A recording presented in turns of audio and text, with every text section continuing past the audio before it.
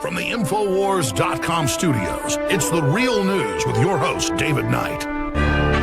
Welcome on this Thursday, July 19th, 2018. I'm David Knight, your host. We're going to be joined today with Lee Stranahan. He was at the Helsinki conference, and he is still abroad, but he's going to be joining us today to talk about something that was brought up by Vladimir Putin, and that is the Browder issue.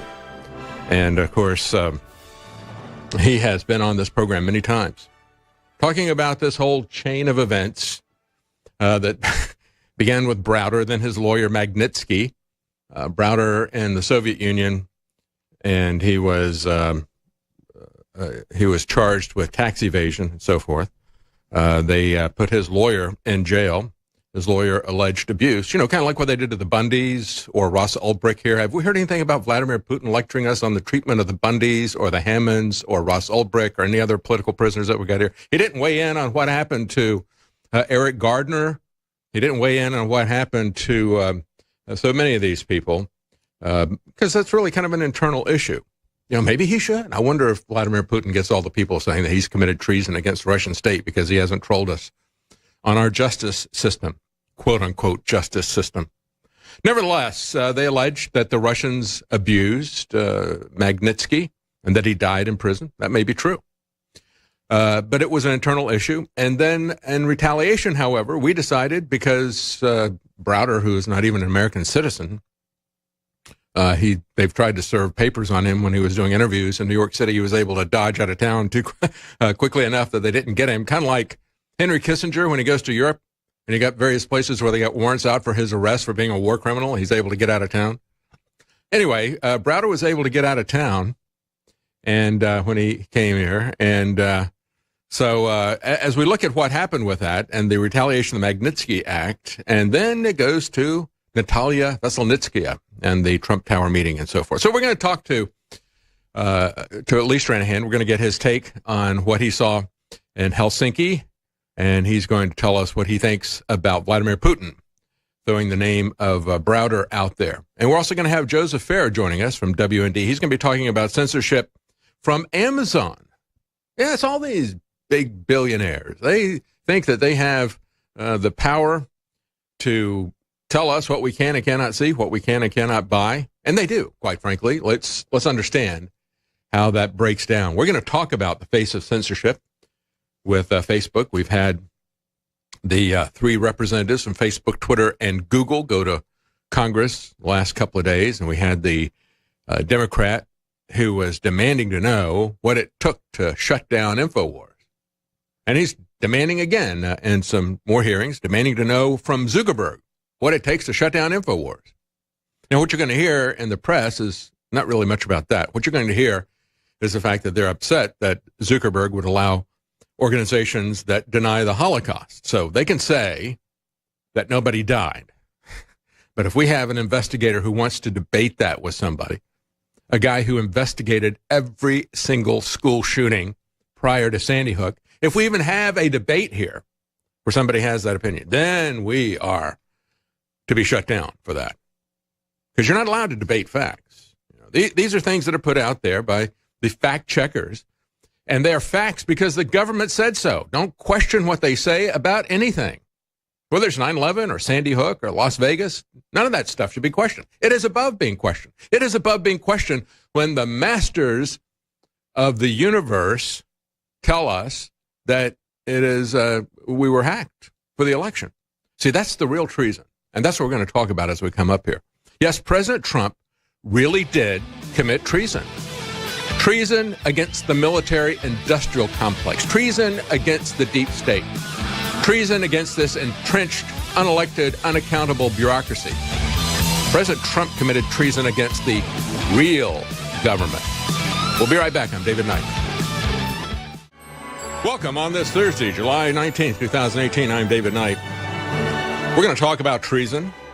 As I said at the top of the hour, I believe President Trump really did commit treason. Treason against the real government. See those guys in Washington and the press that are out there criticizing President Trump? We got the Mockingbird Press that was run by the CIA. a long-running program that is still in operation. They may call it something different, or they may not call it anything at all, hoping that you don't notice. But the people that we vote for are just front organizations. You know, the CIA has all these different companies, Air America or whatever. They create these private companies, which makes it difficult for Americans to do business abroad because they figure everybody is some kind of a front company for the CIA. But we have a front political organizations for the CIA, the NSA, the deep state, the military-industrial complex, this entrenched bureaucracy and network of crony capitalism. And this was treason against them, treason against their war. So we're going to talk about that as we come up. But I think one of the things that is absolutely amazing, it was on the top of Drudge Report yesterday. San Francisco begins registering non-citizens to vote in local elections. Is that treason? Is that treason? The San Francisco Department of Elections has issued voter registration forms for non-citizens who are now eligible to vote for members of the San Francisco Board of Education coming up in this November's elections. It'll be the first city in the state to allow non-citizens to vote in local elections. And as I tweeted out as soon as I saw that yesterday, I said, well, that's fine. So now we've got foreigners who can come here to America and thumb their noses at our laws, criminally trespassing in our country, demanding free education and other services, and now they can tell us how much we are going to spend on their free education. The beggars will be choosers. But, of course, they're not beggars. They're demanding that they have a right to this. And I said, you can just kiss the American dream of home ownership goodbye. They've had to kiss it goodbye in San Francisco. It's got some of the most expensive homes in the United States. It may be part of this. This may be part of it. But let me tell you something. It's going to get a lot more expensive. A San Francisco supervisor told the paper that reported on this, San Francisco Chronicle, this is no-brainer legislation. Yeah, it is. Nobody would support this if they had half a brain, but they don't. And they said, why would we not want our parents invested in the education of their children? See, it's you that are investing in the education of foreign citizens that are being sent here by the president of Mexico and other places. He doesn't want to pay for the education of his citizens. He wants to send them here so that you can educate them, and then they can get jobs here, and they can send the money home to Mexico. Maybe they will be able to do something else with their education. They might even go back to Mexico. But as another person said, we want to give immigrants the right to vote. You notice what's missing there? The term illegal immigrants. Folks, if we have uncontrolled immigration, if we have unvetted immigration, if we have unlimited immigration, it's an invasion. If it's uncontrolled, unvetted, unlimited, it's an invasion. And that's precisely what they want. It's a foreign invasion. Foreign citizens criminally trespassing, demanding their right to free stuff. Now they're going to be able to vote to tell you how much to invest in these foreign citizens' children's education because their governments don't want to pay for it. You had one RNC member that disagreed with the measure, said the reason I voted against it is that I think the right to vote is something that goes along with citizenship. Yeah, and should be. Why would that be? Said, well, I don't think that people who have tenuous ties to San Francisco, given their lack of legal residence or their respect for our laws or system or culture, should be making long-term decisions about structure and process. When you start deciding about what you're going to spend on education, these massive schools that we're building, those are bond issues. They have very long-term consequences. These people don't have a commitment to this country that is long-term. They're going to come here, get their education, perhaps go back to their home. This is not their home. They haven't made it their home. They haven't come here to become citizens. You know, when President Reagan gave amnesty and that first, in 1986, I think, they said, we've got a lot of illegal aliens here. We're going to do the right thing, and we're going to give these people an opportunity to become citizens. And then we're going to do something to protect the border. Yeah. Well, that never happened. And you know what else never happened? About a third of those people, if I remember correctly, about a third of them, I reported on this before, never even bothered to apply. They didn't really care. They didn't want to be citizens. They have tenuous relationship with this country. They don't really want that. One other person said, as they're talking about this, some lawmakers are telling San Francisco Gate, there's some problems here. Supervisor Sandra Lee Fewer said, we want these people to know that they can get educated, but we got to educate them about their rights. Well, they're not citizens. They don't have rights here. They don't have legal rights. She said she's not certain if the non-citizen voter registration can be kept private from the federal government because all voting records are public information. So you want to sign up illegal aliens, foreign citizens, criminally trespassing here in this country? You want to sign up for that? Well, those records are going to be public information. And I hope ICE goes right down that list and throws your butt right back to the country you came from. That's why they want to get rid of ICE, folks. That's exactly why they want to get rid of ICE. And so we got Ocasio-Cortez saying we got an open border battle cry. We have to occupy all of it, all the border, everywhere. No, not just the airports or the ICE offices. We got to occupy the border crossings, the airports, everything, all of it. They want to occupy your country. Foreign citizens to occupy your country. She said, our nation is in a moral crisis. And I would ask, whose nation is that? I mean, whose nation is it when we're talking about foreign citizens coming here demanding stuff? I mean, is it the American system here? We were just talking about something in my family this last week, talking about different traditions and stuff. And her parents, first-generation Americans, I guess second-generation Americans, all four of her grandparents immigrated here from various places throughout Europe. And, they had their own traditions and different things that they did. They did it legally, by the way. They were vetted. They had to apply and so forth. But they had the respect for this country. They wanted to be Americans. They wanted to be free here in America. They didn't come for free stuff. They worked pretty hard. One of her grandfathers was a window washer on a skyscraper in New York City. One side of it broke one day, and he was made the news, hanging on the thing for a couple hours till they rescued him. I mean, they worked hard labor. And so we're talking about all these different traditions and everything. I said, yeah. And it was funny. It was one particular tradition, and even though they were coming from Italy and from Poland and from Prussia and so forth, that they all had the same tradition. I said, that's kind of funny. Nobody in my family had that tradition. I said, we've been in America for so long that we don't have European traditions. I don't see myself as a European American. I don't have a hyphen to all of this. When I met her in college, she asked me where I was from. I said, what do you mean? I'm from here in Tampa. No. Where's your family from? I'm American, Polish, Italian, all this other kind of stuff. And I said, we're Americans. We're Americans. I don't know. I don't care where they came from. They came here, it's like 400 years ago or something. I don't know. I don't care. We're Americans. And she goes, yeah, I hear that all the time. My dad always has to say that. But no, really, where are you from? No, we're really Americans. And we don't have these traditions. And I don't see myself as a hyphenated individual. But as we look at this, and as I said yesterday, I kind of compared what Ocasio-Cortez was saying in this interesting interview that she had last Friday on PBS, where she wanted to say, we're going to occupy America, but I don't like the Israelis because they're occupiers. And it's like, wait a minute. I don't know. And the lady who was doing the interview for PBS said, can you clarify that? She got so tripped up. I said it was like Miss South Carolina. No, she's really Miss South America. And if you just change a couple of words there, it sounds exactly like what Miss South Carolina was saying. Miss South Carolina was saying, the U.S. Americans, I guess, as opposed to the migrant Americans. James Comey, was it a day or two ago? Yeah, 17th, 2 days ago.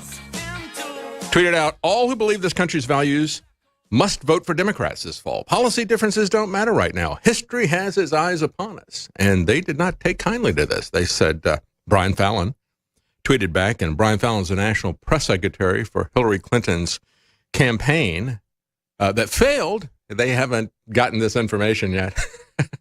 No matter what Comey did, it still failed. I know he was surprised. I know that Peter Strzok and Lisa Page were surprised by that. But yes, it did fail. And so Brian Fallon, the press secretary for Hillary Clinton's campaign, said, Democrats don't want your endorsement, but thanks. Yeah, we don't want to be associated with you, Comey. So he's one of many high-profile Democrats who pushed back on that, said, we really don't want you. But the person that they do want, Democrat socialist Ocasio-Cortez, had some more interesting things to say. She's just the gift that keeps on giving. I think as Nancy Pelosi moves on, and who knows, maybe even Dianne Feinstein. I mean, she's going to win re-election, but she's so old, she probably won't be there that much longer. But as these people go, we still are going to have comic relief from people like Ocasio-Cortez. She says unemployment is low because everyone has 2 jobs. Oh, really? As she was giving an interview on PBS, she said, unemployment is low. Everything is fine, right? Well, unemployment is low because everyone's got 2 jobs. Unemployment is low because people are working 60, 70, 80 hours a week, and they can barely feed their kids. And then she went on to complain about America's no-holds-barred Wild West capitalism. Yeah, I find it interesting that the people who hate America so much, whenever they want to criticize freedom, they talk about the Wild West. Yes, the Wild West is free. And maybe it was a little bit dangerous. Freedom is dangerous. I like the Wild West. I wish I was back in the Wild West, quite frankly. I'll take the Wild West over their nanny state any day. Yeah, Wild West capitalism. You know what? Capitalism hasn't been tried in my lifetime here in America. Free markets is what I'm talking about. Crony capitalism, yes, we are manipulated by the government. We got people who can buy their favors with the government. Crony capitalism, it's alive and well, but that's not real capitalism. You got the Koch brothers out there saying, let's open the borders because we need some cheap labor and so forth. That's not capitalism. When you've got the Winklevoss brothers donating a lot of money to Cuomo's campaign and all of a sudden getting approved for a new Bitcoin thing, that's not capitalism. That's crony capitalism at best. It is corruption if they get caught. See, they can give the money to Cuomo, and even if they get something of value immediately in return, you still have to have somebody that's interested in prosecuting them, right? You got to find somebody other than Comey or Mueller or the current FBI director. You got to find somebody in a Justice Department or Attorney General or some law enforcement agency that isn't corrupt themselves. And then it's going to still be kind of difficult because you have to prove that there was a quid pro quo understanding, that they at some point in time said, I will give you this in exchange for that. So you can give them a lot of money. They can do all kinds of favors for you, and it can happen immediately. But unless you can prove that connection, you can't prove corruption. But it's still crony capitalism, nevertheless. It is not Wild West capitalism, unfortunately. But let's talk about her stupid claims about everybody has 2 jobs. Breitbart really took this apart. They said, well, it's not true that everybody's got 2 jobs. Actually, 95% do not, according to the Bureau of Labor Statistics. So if only 5% of the people in the country have 2 jobs, as they point out, that is the opposite of everyone, Miss South America. And then they said her ignorance of how the unemployment rate is calculated is also kind of interesting, because every month the government goes out and asks Americans, tens of thousands of Americans, as a sampling poll, and they focus on one thing: those who can't find work but are willing to work and actively searching to work. So that is the current unemployment rate as they define it, as the one that's being put out there, that she's complaining that, it's low because, 5% of the people have 2 jobs. So if the unemployment rate is calculated only those without work, then how does the Democrats' latest superstar come up with the notion that the number of people with more than 1 job somehow lowers that number? Do you understand the cognitive dissonance? Does she understand the cognitive dissonance? And she likes to brag, as I pointed out. She tweeted out back on July 3rd, I wonder how many other House Democrats have a degree in economics like I do.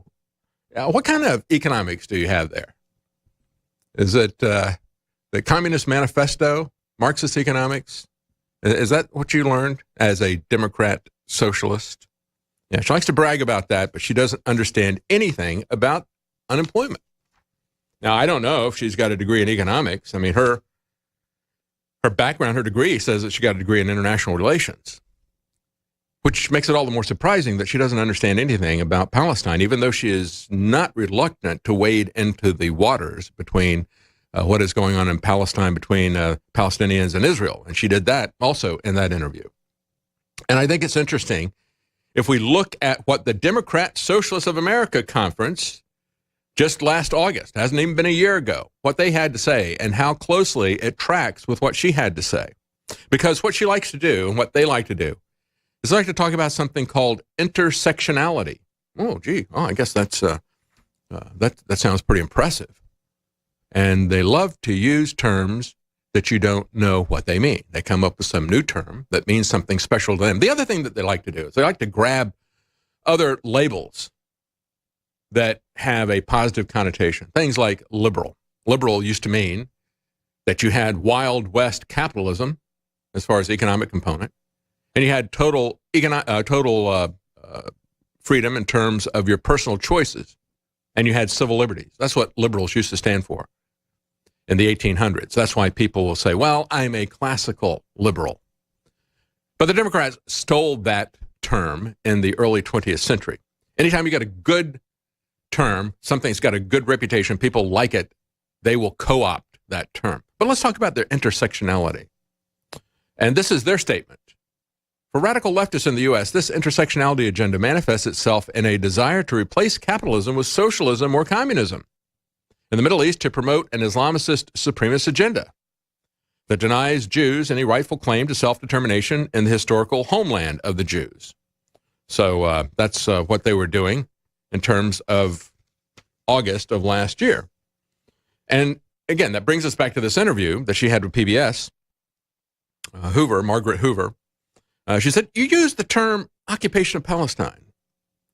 What do you mean by that? You keep using this term, but I do not think you know what it means. And the Princess Bride says, I think what I meant is like the settlements that are increasing in some of these areas and places where Palestinians are experiencing difficulty in access to their housing and homes. And Margaret Hoover says, do you think you can expand on that? Yeah, I mean, I think I'd also just, I am not the expert on geopolitics on this issue. I should go on. I personally believe that U.S. Americans are unable to do so. Some people in our nation just don't have maps.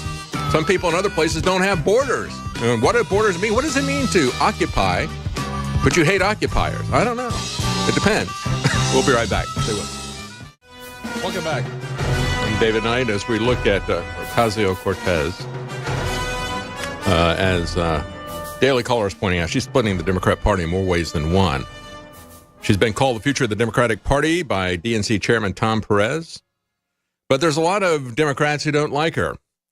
Former Democrat vice presidential candidate, Connecticut Senator Joe Lieberman, said because the policies of Ms. Ocasio-Cortez advocates are so far from the mainstream, her election in November would make it harder for Congress to stop fighting and start fixing problems. Tammy Duckworth, senator of Illinois, said, I think you can't win the White House without the Midwest. And even Vox, which is always liberal, said centrist liberals are still necessary. Not every insurgent or left-wing candidate will win. The 2018 midterms, Democrats must be strategic about their choice of candidates. A left-wing candidate could sink a seat that might otherwise be turned blue. And so that brings us to Texas and Ted Cruz versus Beto O'Rourke. They haven't had any problem putting massive amounts of money behind Beto O'Rourke, the Democrat candidate for Senate here against Ted Cruz. That election is coming up in November. He has outfunded Ted Cruz by more than $10 million. I kind of find it interesting with both of these guys. Both of these guys kind of come from a mixed background. So you got Ted Cruz and Beto O'Rourke. When you see the signs around here, it's like Cruz or Beto. They don't want to have the Ted or the O'Rourke. That is verboten. You don't want to talk about, you don't want to have any non-Hispanic ties. I always want to go with the Hispanic name for both of these guys. But he is a congressman right now from El Paso, Beto O'Rourke. And he called, we're going to talk about extreme candidates. You know, you got Cortez, who's talking about, let's abolish ICE. We'll talk about that in just a moment. They just had a vote on that yesterday in the House. And you got O'Rourke calling for the impeachment of President Trump because he had a summit with Vladimir Putin in Helsinki. And Ted Cruz's camp pointed out, they said Elizabeth Warren hasn't done this. Bernie Sanders hasn't called for President Trump to be impeached for meeting with the Russian president. Nancy Pelosi hasn't called for President Trump to be impeached for meeting with the Russian president, but Beto O'Rourke has. The only major party candidate in America to take this kind of stand on impeachment. But he's outraised Ted Cruz $23 million to $12.9 million. Kind of interesting. And so what did he do yesterday?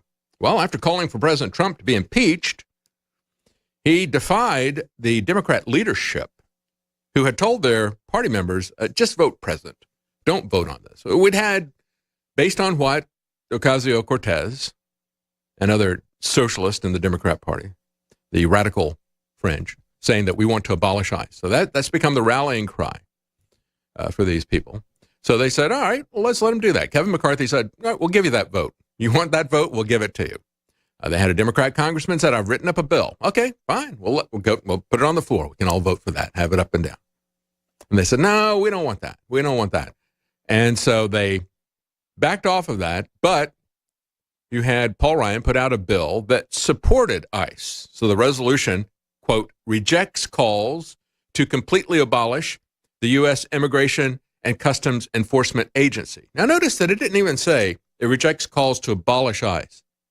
It said it rejects calls to completely abolish ICE. Maybe you can abolish parts of it even with this. You could vote for this resolution and you could still say, well, I'm hoping that they're going to abolish certain parts of it that I don't like. No. Most of the Democrats, 133 of them, did what the leadership said and said, don't take the bait. Don't let them label you as a hardcore radical, but not Beto O'Rourke. Beto O'Rourke said, yeah, let's abolish it. He voted against the resolution. So in other words, he would like to completely abolish. This is this double negative thing. And I know it's kind of confusing, like President Trump said. I meant wouldn't think it, so this is, they want to say this would reject calls to completely abolish. So if he votes against that, he rejects the rejection. So he is calling to completely abolish U.S. military. Is that clear? What effect would that have? As Breitbart points out, it would free 1.4 million criminal illegal aliens, which is 3 times the population of Miami. Now, I was in Florida, living in Florida, when Castro emptied out his jails and said, hey, I've got a bunch of people who want to come to America. You guys love immigrants, right? I've got some immigrants for you. Yeah, send them over. We'll take whatever you got. Well, they didn't send us their best people. He took hardcore criminals out of his jails and sent them to America. And yet, this wasn't anything like what abolishing ICE would do. This is a population, all of criminals. Imagine everybody in Miami Beach, a convicted criminal, 1.4 million of them. And so that's what it would unleash upon us. And just look at the headlines of the last couple of days that we've had, going back to the weekend. This illegal immigrant who attacked his wife with a chainsaw. He'd already been deported 11 times. Maybe what we need is something other than ICE. Maybe ICE is not doing their job. Maybe they're not tough enough. We got drug traffickers beheading a special needs girl that was 13 years old in Alabama. This is another drug gang. This is the, let's see, which one is this? I think this is the, this is the Sinaloa cartel. So you got the MS-13. You got Sinaloa, which was El Chapo. You've got the group from the Dominican Republic that hacked that Hispanic kid to death. Wrong one. They thought he was involved with a girlfriend of one of these guys, so they drug him out of a convenience store, Spanish convenience store, and hacked him to death on the sidewalk, had video footage of that. Well, this is a situation where you've got some Sinaloa traffickers, the grandmother, only 49 years old, and it was her granddaughter, 13, and this was violence within the drug cartel.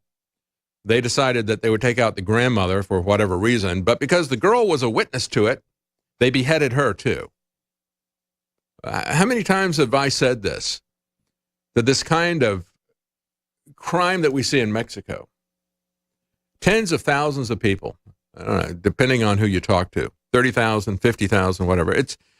at least even with the more conservative numbers, it's more people being killed violently in Mexico because of the drug war than in Syria, that war that we started there. And in Syria, they've at least got the advantage of being able to use bombs to kill people wholesale. Here they do it retail, cutting people's heads off, hanging their beheaded bodies from bridges and so forth. Just one by one executions. And you think that's not going to come here to America? That's in Alabama. You think it's not going to spread outside of that community where these guys are attacking each other? You don't think it's going to go to the general population? You think it's going to affect the politicians? You don't think they're going to be corrupted by this? There's a lot of money there. That's the key thing about prohibition. It always corrupts the politicians. You've got enough money there, it corrupts the politicians. And Mexico is so corrupt, you can't even run for office unless you're part of these drug cartels. They'll kill you. They have had over 130, I think it was, people that were executed who were running for office in this last election. And well over 300 that had violence committed against them so that they wouldn't run for office. We've got HHS saying 5 adults claiming to be parents of detained children were ruled out by DNA tests. So that's the whole thing. We don't know anything about anybody coming here. We don't know their age. It's just like the immigrants coming into the EU. We don't know what country they come from. We don't know their age. We don't know if these kids are their children. At least they've got a DNA test. How long has that been going on? People come over with kids that they've kidnapped or they're going to kidnap and put into prostitution. How long has that been going on when nobody's done any DNA testing? Oh, but we've separated the kids from their parents. Not necessarily. Stay with us. We'll be right back. We're going to talk about the real case for treason. Welcome back. I'm David Knight. I want to get into the face of censorship, which is really, I think, Antifa, this unmasking law that they've got. I reported on about 10 days ago, I think, first time it came up. And it's really set them on fire. They're pretty angry about that. But I think that really is the appropriate face of censorship. Censorship as expressed by Mark Zuckerberg. I think Mark Zuckerberg should go to Congress and he should wear one of these Antifa masks because that's really what he's doing. Antifa is really anti-First Amendment. That's what it is. They're not anti-fascism. They are fascists. And they are against free speech. And so what better to do than to wear a mask, right? I mean, that's it shows that they don't want to be outed. It's kind of interesting as we look at this. One guy who set up a organization to boycott people is now screaming bloody murder because he got outed. He wanted to remain anonymous. This kind of hatred campaign that they've got is really what keeps them going. But before we get into that, I just want to remind you of some of the products that we still have on sale at InfoWarsStore.com. We still have some of the products from the 4th of July sale. Brain Force, Survival Shield X2, Nascent Iodine, that's 40% off. Brain Force is 50% off. And we got many other things that are deeply discounted at InfoWarsStore.com. We also have the new product, Super Silver Wound Dressing Gel. A great way to treat cuts, burns, scrapes, other things like that, because it has nano silver in it. Very effective at fighting bacteria and virus. That is now 25% off Super Silver Wound Dressing Gel. It's the first gel for topical application with a silver product in it that we have offered. And then finally, we have the Defeat the Democrat Censorship Sale. 50% off Vitamin Mineral Fusion, 50% off BioTrue Selenium, and 50% off Alpha Power. So take a look at the sales that we have at InfoWarsStore.com. We really do appreciate that. You know, as we look at censorship, as I said, the mask of Antifa really says it all. And there was an article on Zero Hedge. A social justice warrior said, "I was the mob until the mob came for me."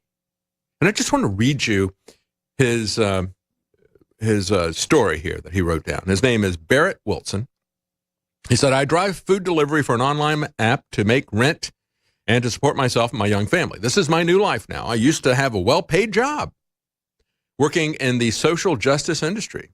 Yeah, Soros and his NGOs pay very well." He said, "Then I upset the wrong person, and within a short window of time, I was considered too toxic for my employer's taste." This kind of reminds me of that video that surfaced. We're not going to play it because the whole thing is just bleeped out. It's just nothing but, F this. And as I said before, they have two words, right? They have a two-word vocabulary now. They used to just have the one-word vocabulary. Everything was racist, racist, racist.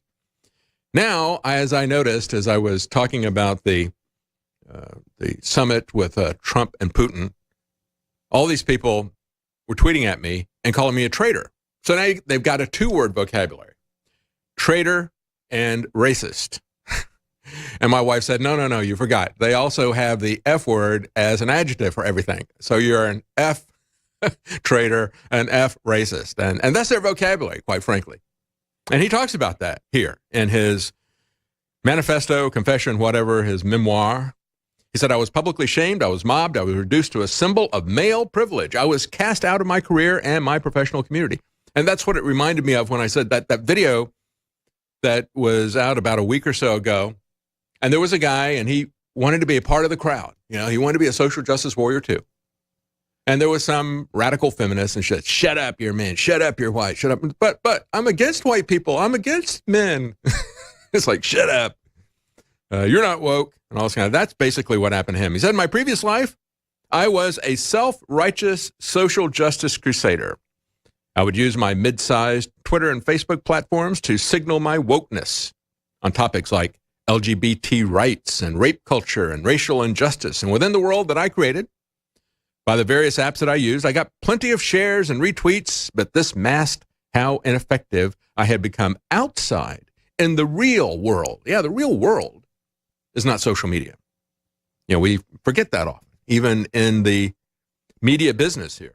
You know, we can get so caught up in social media that we don't do the research to become good journalists and investigators. We can just sit there and tweet all the time. I could get in and do nothing but get back and forth in arguments with people if I wanted to. Troll people, get into Twitter fights with people. Then I wouldn't be learning anything. I wouldn't be giving you any information if I did that. But anyway, he says he'd become totally ineffective in the outside real world. He said the only causes I was actually contributing to were the causes of mobbing and public shaming. He said real change doesn't come from these tactics. They only cause division, alienation, and bitterness. And see, this is the problem. Many times, if our goal is to just go out and get in the face of these people so we can get a reaction to them, what we're doing is we're feeding division. We're not really changing anything. This is why I say, we need to come to these people and say, do you want freedom? Do you want liberty? I understand how you feel about this. I understand the abuse of the government against your people on this issue. So why don't we work together? Instead of saying that excessive police brutality, let's just not say excessive. It's just police brutality. All of it is excessive if it's brutal. Let's just say that police brutality and some of these new rules of engagement that have been done are not good. And we can argue the fact that in terms of absolute numbers, more white people are harmed by this than black people. And you can say rightfully so as well. You can say, but as a percentage, it's a higher group of black people. So it's our problem. So go away, shut up. I don't want to hear your white privilege. This is my cause.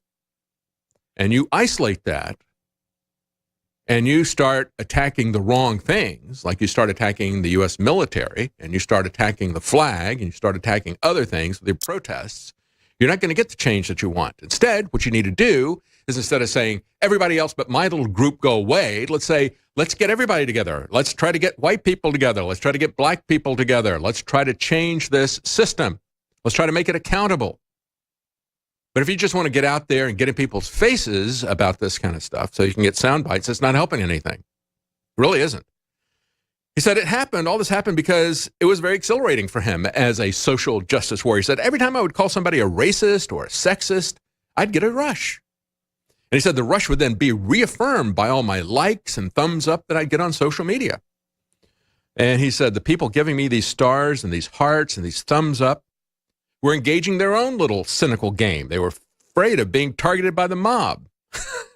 So he said, I went from minding my own business. He said, it got even worse. So instead of minding my own business, if somebody told a risque joke, I would practically faint if they used a wrong pronoun or they expressed a right of center view. I went from making fun of the guy who took edgy jokes too seriously to becoming that guy. Like taking away Roseanne Barr's show because she made a joke that would have been considered to be incredibly mild in the days of Don Rickles and the the roastings that they had. I mean, that stuff, I never thought that was funny. I thought it was kind of brutal and harsh. But a lot of people thought it was funny. It wasn't my cup of tea, but I didn't demand that these people be taken off of television. I didn't demand that Don Rickles be consigned to broadcasting jail or something. But they even intimidated Roseanne Barr. You know, she had to apologize for that. And it wasn't good enough for them. It's never good enough for them to apologize. It wasn't good enough for this guy. He said one day he was accused of the very transgressions that he had called out in others. You know, it's kind of like Robespierre, the French Revolution, the Reign of Terror. You know, these guys who create all this stuff, the cult of the omnipotent state, they create a reign of terror like they did in the French Revolution because these people are socialists. They have the same tactics. They get a mob together, and the mob thrives off of identifying an enemy, going after that guy. And then that's not enough when they execute the king. Now they got to go after the people who are tangentially part of the royal family or the bourgeois or whatever. And then eventually that thing turns inward. And eventually, like Robespierre, you are executed by the mob yourself because they consider you to be counter-revolutionary. Well, that's what they did to this guy. It was his counter-revolutionary moment. So there's no such thing as due process in this world. Once a judgment has been rendered against you, the mob starts combing through your past, looking for any similar transgressions that might have been missed at the time. I was now told that I'd been creating a toxic environment for years at my workplace, that I'd been making the space around me unsafe through microaggressions. And microaggressions, there were things like that. And as he said, social justice is a surveillance culture. It is a snitch culture. It is a culture where First Amendment, due process is not there. It's all about surveillance, snitching, no due process. Why do you think we call it cultural Marxism? Because these are the tactics that the Marxists have always used to attack people, to shut down any sense of fairness, to take away any free speech, so they can dominate and oppress other people as a mob. And that's what we're talking about here. Is completely shutting down everything that our country was based on. We'll be right back. We're going to talk about censorship. We're going to talk about treason against the military-industrial complex. You know, it's been kind of interesting as we look at Earth Day and as we look at the war on plastic. That was the theme for this year's Earth Day, the little pageant that they have every April the 22nd. I talked about it at the time. I read you a USA Today editorial where an individual was saying, yeah, my dad was in plastics, kind of like The Graduate. Got a word for you, son, plastics. And he said he knows something about it, and all of the concern about the floating plastic islands, as he pointed out in that lengthy editorial that I covered at the time, at the time of Earth Day. So it's been about 3 months ago. He was saying that these plastic floating islands, it's coming from 5 Asian nations. It doesn't have anything to do with Western Europe, doesn't have anything to do with America. A lot of it is fishing waste. A lot of it is waste from some disasters. And some of it is deliberate from those nations that just tow their stuff out and dump it in the sea. He said, you're not going to like the answer to what this is. He said, the answer is not to ban plastics. The answer is to burn them instead of putting them in the ocean, instead of putting them into landfills. Because you can burn them and reclaim the, use them as power to generate power. That would be too reasonable for these people. They could be burned cleanly, but no, we're not going to do that. And so we've had this straw man argument, I should say, as demonstrated, covered this a couple of days ago, by Starbucks doing yet another virtue signaling, shooting themselves in the foot, again, with their virtue signaling, saying they're going to ban all straws and they're going to put in plastic sippy cup lids, which actually increases the amount of plastic, as Reason pointed out. Somebody at Reason measured these things and said, this is how much plastic is in a straw, and this is how much is in your new environmental-friendly plastic lid. And you're actually increasing the amount of plastic waste by going this direction. And then it gets even better. The story is up on Drudge Report. The anti-straw movement, all is based on one 9-year-old's statistic that he just kind of pulled out of thin air. Somehow, this was never fact-checked by Snopes. How did that happen? You would think that a couple of cats on the couch and a fat lady would go through and pour through this figure, but no, it's useful. And the most useful thing about all this is, I pointed out at the time, is that these people have lost the narrative and all credibility in terms of global warming. First, it was global cooling, the first Earth days and so forth. And then it was global warming. Then it's like, okay, well, it's just climate change. And none of that is credible anymore. And then it's like, oh, well, look at this. Trump is destroying the world because he pulled out the Paris Climate Accord. And yet you look at who has dropped the CO2 usage the most, the United States, the heaviest decrease in CO2 output by their own measurements. Who is it that increased it the most? China, India, the European Union. All the people complaining about the Paris Climate Accord, because that Paris Climate Accord was going to give India and China an advantage. They were going to continue to grow the output of CO2 without any restriction on their energy production. We, on the other hand, would have restrictions on our energy production, even though we were already restricting the CO2 usage. So this whole thing is a canard, and it is a straw man argument. And what they wanted to do was they wanted to go away from their climate change stuff, which was back to the roots of the environmental movement that caused Nixon to create the EPA, because that worked so well for them. You know, they had Nixon reacting to pollution, so we're going to create the EPA to stop the pollution. Well, that's fine. States should have done it. They didn't have the constitutional authority to do that under the 9th and 10th Amendment. But that was an argument that people want to get rid of pollution. But then they became an organization that decided they were going to shut down certain industries and subsidize other ones. So you have the anti-straw movement. All began with a 9-year-old boy, Milo Kress, in a 2011 campaign, Be Straw Free. He found Americans use more than 500 million drinking straws daily, enough to fill 125 school buses. And everybody from the New York Times, the National Geographic, the National Park Service were using that figure. Turns up, he made it up. He couldn't find the information, so he called a bunch of straw companies. He created a straw man argument by coming through an average of what everybody told him they thought they sold. Nonsense. We'll be right back. Welcome back. I was just talking at the top of the hour about the straw man argument used to try to reclaim the environmental movement that has gone off the rails as they began to say we're going to shut down some industries, reward others, as opposed to being focused on pollution. So this year they decided we'll go back and we'll talk about plastic pollution. Politically correct organizations like Starbucks picked up on it and then made things worse. Just as you see the plastic bag bans like we have here in Austin make things worse. It's actually environmentally less friendly by all of their metrics. But of course, metrics don't matter to these people. So even when we had a 9-year-old who is now 16 years old come up with a figure of 500 million straws, that was a straw man argument, 500 million a day that we're throwing away. 500 million straws a day. And stop and think about that. We've got a little over 300 million people, men, women, and children and babies in this country. So that means each of us is throwing away about 1.5 straws a day. You really think you're going through that many straws a day? I don't. I can't remember the last time I used a straw.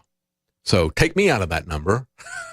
That means that somebody else has got to be using 2 or 3 straws a day, or maybe 4 straws a day to keep that average up. No, he just made it up. When people called him on it, said, give us your sources. Just made it up.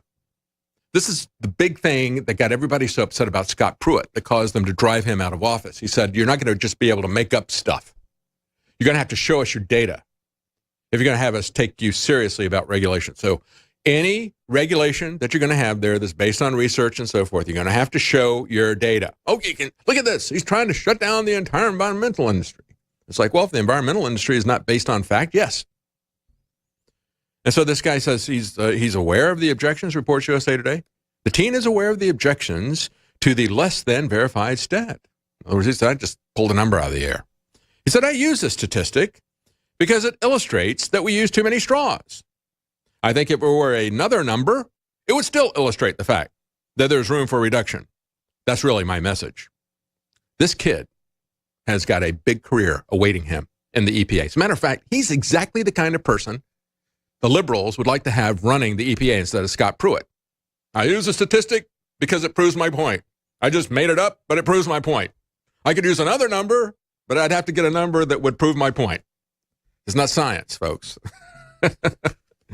It's not rocket science. It's not even factual. It's not even close to it. But, it's great. And so then you have other people say, well, I just think he's a wonderful role model. Yeah, he is.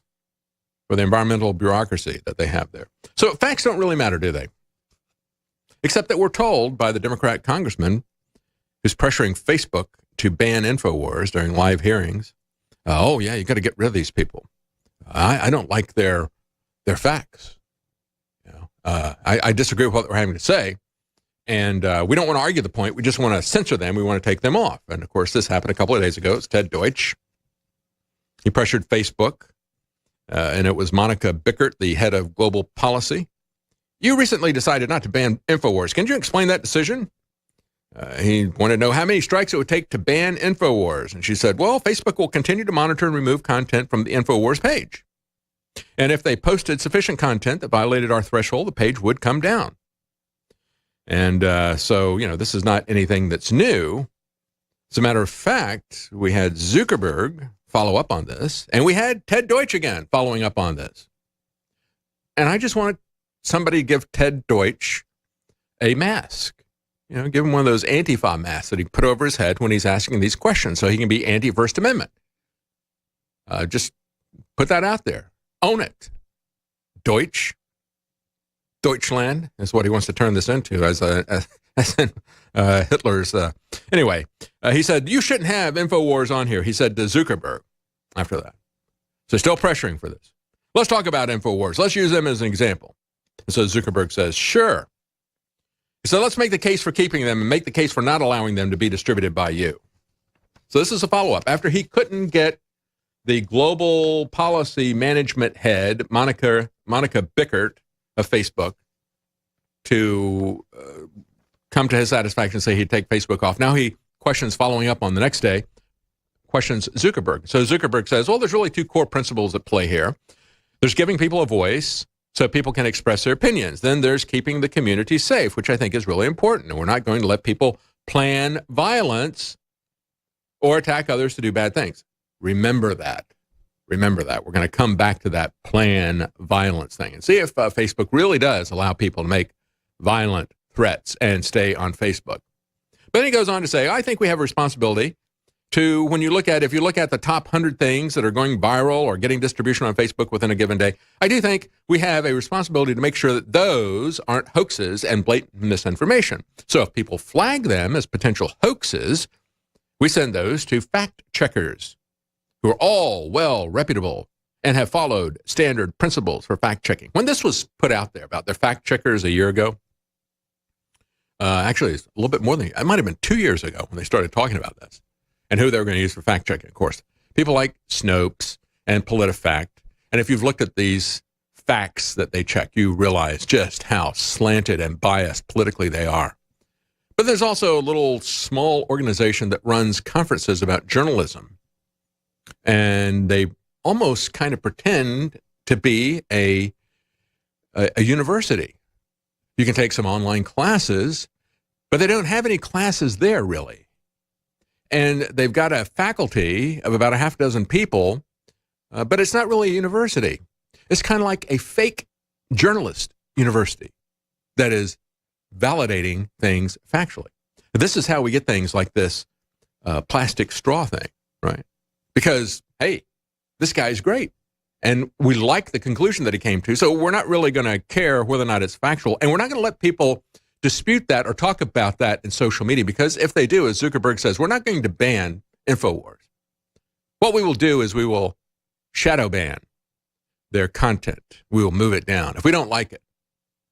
Oh, okay. Well, you're going to be the arbiter of what's real and what's not real, not the American people. And then you're going to, if you don't like it, you're going to do it with the soft hand. As I said yesterday, there is the iron fist of censorship, the way that it's done in Vietnam and China and other places. And then the way we do it here is kind of a crony capitalist version. We put that iron fist into a soft glove and say, this is private ownership. And we don't want to interfere in that private ownership. No, it's a monopoly. It was created by these people who want censorship, created that, gave them the iron fist in the first place, and then they put this veneer of private ownership on there. But of course, you're not going to be allowed to make that decision. And so then Deutsch follows up and he goes, okay, so you move them down the line rather than get rid of them. And he says, yeah, in the newsfeed. He says, so why don't you just want to say, get them off of our platform? This is Deutsch again. This guy is unbelievable.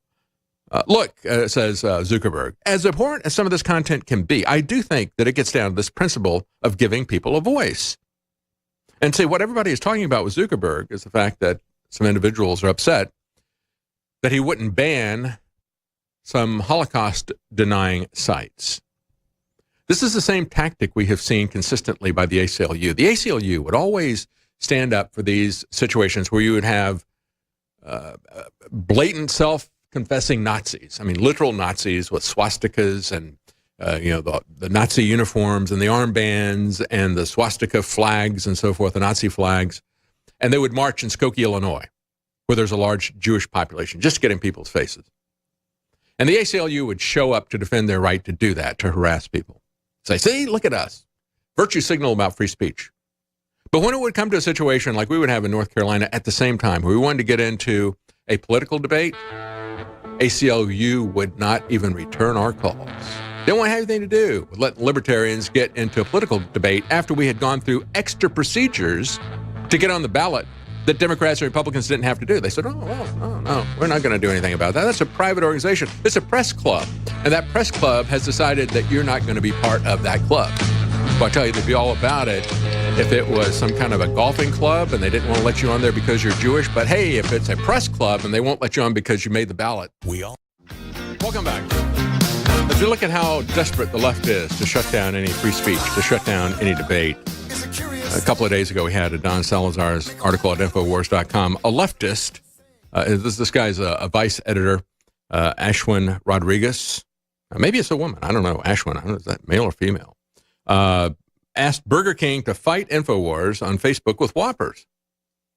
So they'd had a Burger King 2009 Whopper sacrifice Facebook app. It'd give you a free Whopper if you unfriended 10 friends. Now, I don't know why they would want you to unfriend people, but that was the offer. You unfriend 10 people and we'll give you a Whopper.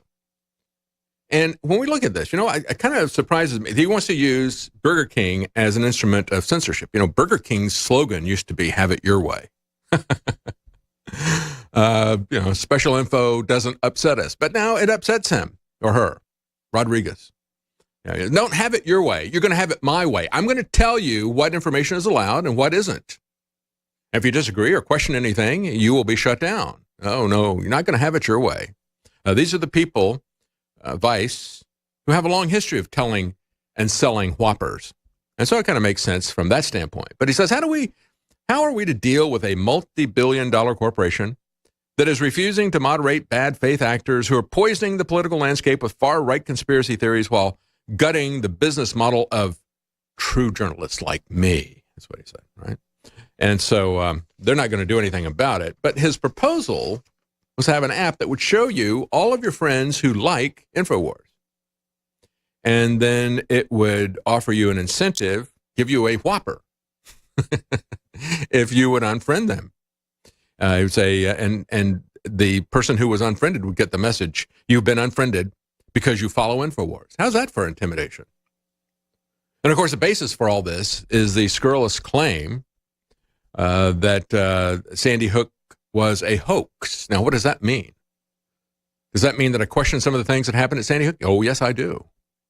Does it mean that I said nobody died there? No. And I've had people who try to set me up on Las Vegas with that. Oh, nobody died. And at Steve Pachinik, come on. Like 3 or 4 days after that, I'd already talked to people who were there at the event. I did not believe at all that nobody had died at Las Vegas. But I had a lot of questions. I still do, just like yesterday. Talked about the fact that MGM Resorts, Mandalay Bay are suing the families of people who died and victims who were shot there at that event, are suing them to try to shut them down from being able to sue back. I mean, it's really kind of strange. It is a legal tactic to try to move it into a different jurisdiction where they think they're going to get a more favorable judge. That's really what that's about, but it's absolutely reprehensible. But you don't see people saying that MGM should be taken down for doing this. Now, what we did, our big crime was we had a debate between Wolfgang Halbig, who was a school principal. He was somebody who had been a a state highway patrol guy. He got involved as a school security superintendent. He had investigated every single school shooting since Columbine. And when he got to Sandy Hook, he said, I've never seen the strange stuff that I'm seeing here. This is really strange. And then they threatened him. I mean, he's in Florida, and they sent the Florida Highway Patrol to intimidate him at his house. So, of course, we're going to talk to him about that. Why wouldn't we? I mean, we wouldn't be doing our job as journalists if we didn't talk to Wolfgang based on this. He is absolutely certain that there's a lot that is happening there. Now, I disagree with his conclusion that nobody died. You can't prove that. You can't prove a negative like that. Now, I can't prove what happened in Las Vegas, but I know something happened there that isn't kosher. And I know something happened at 9/11. I can't prove what actually did happen. But I can say, well, this doesn't match the official story. That doesn't match the official story. What they don't want is the debate. We actually had Wolfgang Halbig debate somebody who believed the official story. We had that debate here. That's what they don't want. They don't want us having that debate. They don't want you having a debate. That's why they want to shut us down. So as we look at this and we look at how fair and even-handed, as Zuckerberg is saying, it's okay, Zuckerberg says, we're going to leave up people who say that nobody was killed in the Nazi Holocaust. But, these people are saying, but InfoWars had a guy on who was debating somebody about Sandy Hook. And that guy said nobody died at Sandy Hook. But you're going to leave up the sites that say that nobody died in the Nazi Holocaust. That's okay. And we didn't even say that. I mean, that's the amazing thing. So Facebook struggles to defend leaving up a page calling for assassination of pro-life Republican congressman. This is from Life News. You had Matt Getz asked Facebook Representative Monica Bickert. This was 2 days ago. It was a site called Milkshakes Against the Republican Party. Remember when Zuckerberg was prodded again, first Deutsch from Florida, Congressman Deutsch tells Monica Bickert, you got to get rid of InfoWars. What's it going to take to get InfoWars down? Oh, well, I'll look into it. I'll get back to you. This thing. And then when Zuckerberg goes, I think it was yesterday, he does the same thing with him. And Zuckerberg replies, well, we're not going to allow violence up there. Oh, really? Well, let's listen to what happened the day before when Monica Bickert was there. Matt Getz, also from Florida, asked why Milkshakes Against the Republican Party, the page that posted violent suggestions against the GOP, was never removed. They had a post that openly called for violence. It said this: you remember the shooting at the Republican baseball game? One of those should happen every week until those NRA-funded SOBs do something about this. Then they put up another post. Dear crazed shooters, the GOP has frequent baseball practice. You really want to be remembered? That's how you do it. Signed, Americans tired of our politicians bathing in the blood of the innocent for a few $1 million from the terrorist organization NRA. So Getz asked Monica Bickert, when she was before the Congressional Committee, why is Milkshakes Against the Republican Party a live page on your platform when they're calling against not only violence against other people, they're calling for people to be shot, inciting violence, but also inciting violence against congressmen? That's okay, because they're Republican congressmen, you can do that. She said, she tried to dodge a question, said, well, I can't speak, I haven't reviewed this page, so I can't speak to why any page is up or not, but we can certainly follow up on that. I'll get back to you, Congressman, on that. That's what she was told to say to any controversial questions by Zuckerberg. That's the standard reply from Facebook. But then he followed up, and he said, no, actually, I've had a member of my staff report that page to you in the past. We reported that to Facebook. And here's the response that you gave us back. You said it doesn't go up against any of our specific community standards. So I don't have a problem with that. And just before they had the hearing, they killed a pro-Trump account yet again. God Emperor Trump, with over 330,000 followers, was kicked off for a total of 6 times now. They've continued to be put back on because you've got these people, just like Zuckerberg was saying, the process is somebody has an issue with something that was said, so they give it to us and we knock them off. Well, these people fight it. They appeal it. The guy said, we are not a racist, anti-Semitic group of people. We are pro-America, pro-Christianity, pro-West, pro-memes. He said, this is why we believe Facebook has given back our page 5 times. We simply do not post anything outside the realm of mainstream conservatism or Trumpism. So the question is, do you really trust Facebook? Why should we trust them? Why should we trust them to determine what is true or not? Why can't we have the information and decide for ourselves? Why can't we have that debate instead of these mandarins who will tell us what we are allowed to see, like Deutsch? We'll be right back. Stay with us. So, when we look at people like Congressman Deutsch out of Florida calling for entire organizations to be shut down or censored by Facebook repeatedly.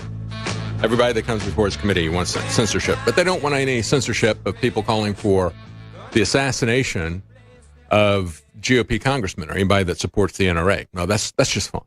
He doesn't have a problem with that. But I think this is also interesting. We got a guy that was outed by one of these organizations. Is actually research that was done by the Daily Caller. His name is Matt Rivets, and he has a site called Sleeping Giants. Now, what they had done was they had their leftist organization. They'd organized boycotts of advertisers who put ads on conservative media organizations. And so Daily Caller says, well, who is this guy? Because they don't want to show who they are. Isn't that interesting? They hide behind the mask, just like Antifa, anti-First Amendment. So this guy's got his anonymous mask. He doesn't want that. It is right there, anti-First Amendment. He doesn't want people to know who he is, but he wants to boycott other people because he doesn't like their political views. So it's like, don't advertise with these people. And they would put out phony allegations, which would not be vetted by anybody. Say, this site, because it's conservative, of course, it's full of hate and bigotry, right? They're racist and they're hateful because they're conservative. And so you shouldn't be advertising with them. And they would intimidate people. So Sleeping Giants was actually being run by a guy named Matt Rivets. And Daily Caller, after a year of being anonymous, of having his mask on, Daily Caller ripped off this little anti-First Amendment guy's mask. And he is a San Francisco-based ad executive. Ooh, that's where he came up with the ad boycotts. Now they are frantically demanding that Twitter censor any accounts that talk about their founder.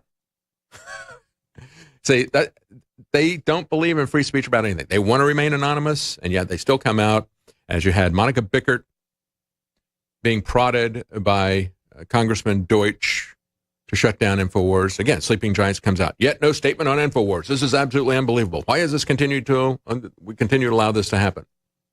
Well, what they don't want you to see, they want to say, hey, it's all about the compassion.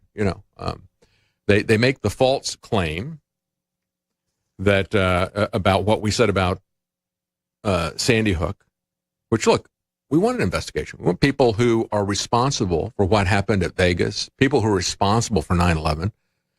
We look at the official story and we say, I don't believe that it was Lee Harvey Oswald in the library. I don't believe these buildings just collapsed into their footprint, that two steel and concrete skyscrapers, as President Trump said, they're the best buildings he'd ever seen. He said, remember, back in the early 90s, they bombed the foundation. That if anything, would take a building down and be that. But he goes, why are these things just falling down like it's some kind of a demolition? You can't do that kind of a building. But it wasn't just two buildings. It was only two planes, but three buildings fell right down into their footprint. That's just the beginning of all the holes in that story. Wouldn't you like to know who really did that?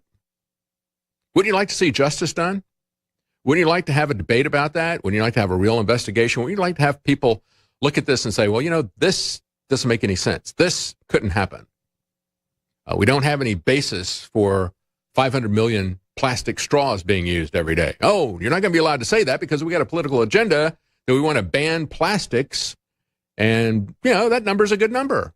And if it wasn't that number, I'd pick another number because I've got to get something that's going to forward my agenda. That's the way we've been doing science at the EPA for a long time. But when it comes down to being concerned about lives, we have this story from the beginning of July that I've had on my desk for a while. Germany tried to shut down freedom of the press over a decapitation story. Why would they do this? Well, because they have a political agenda of open borders. They don't want you to see anything negative about immigrants coming into their country.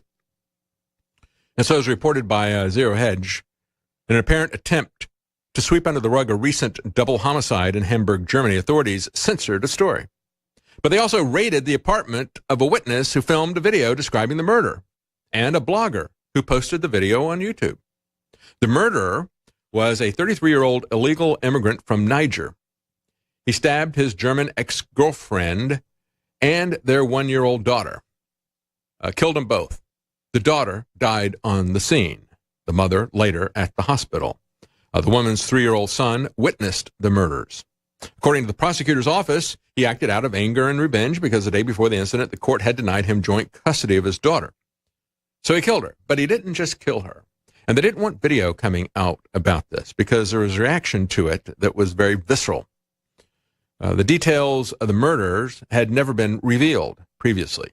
A year and a half earlier, in October 2017, a judge had revoked a restraining order that had been obtained against this immigrant from Niger and said, I see no evidence that he's threatening her, even though he had explicitly announced, I'm going to kill our daughter and then I'm going to kill you, which is what he wound up doing.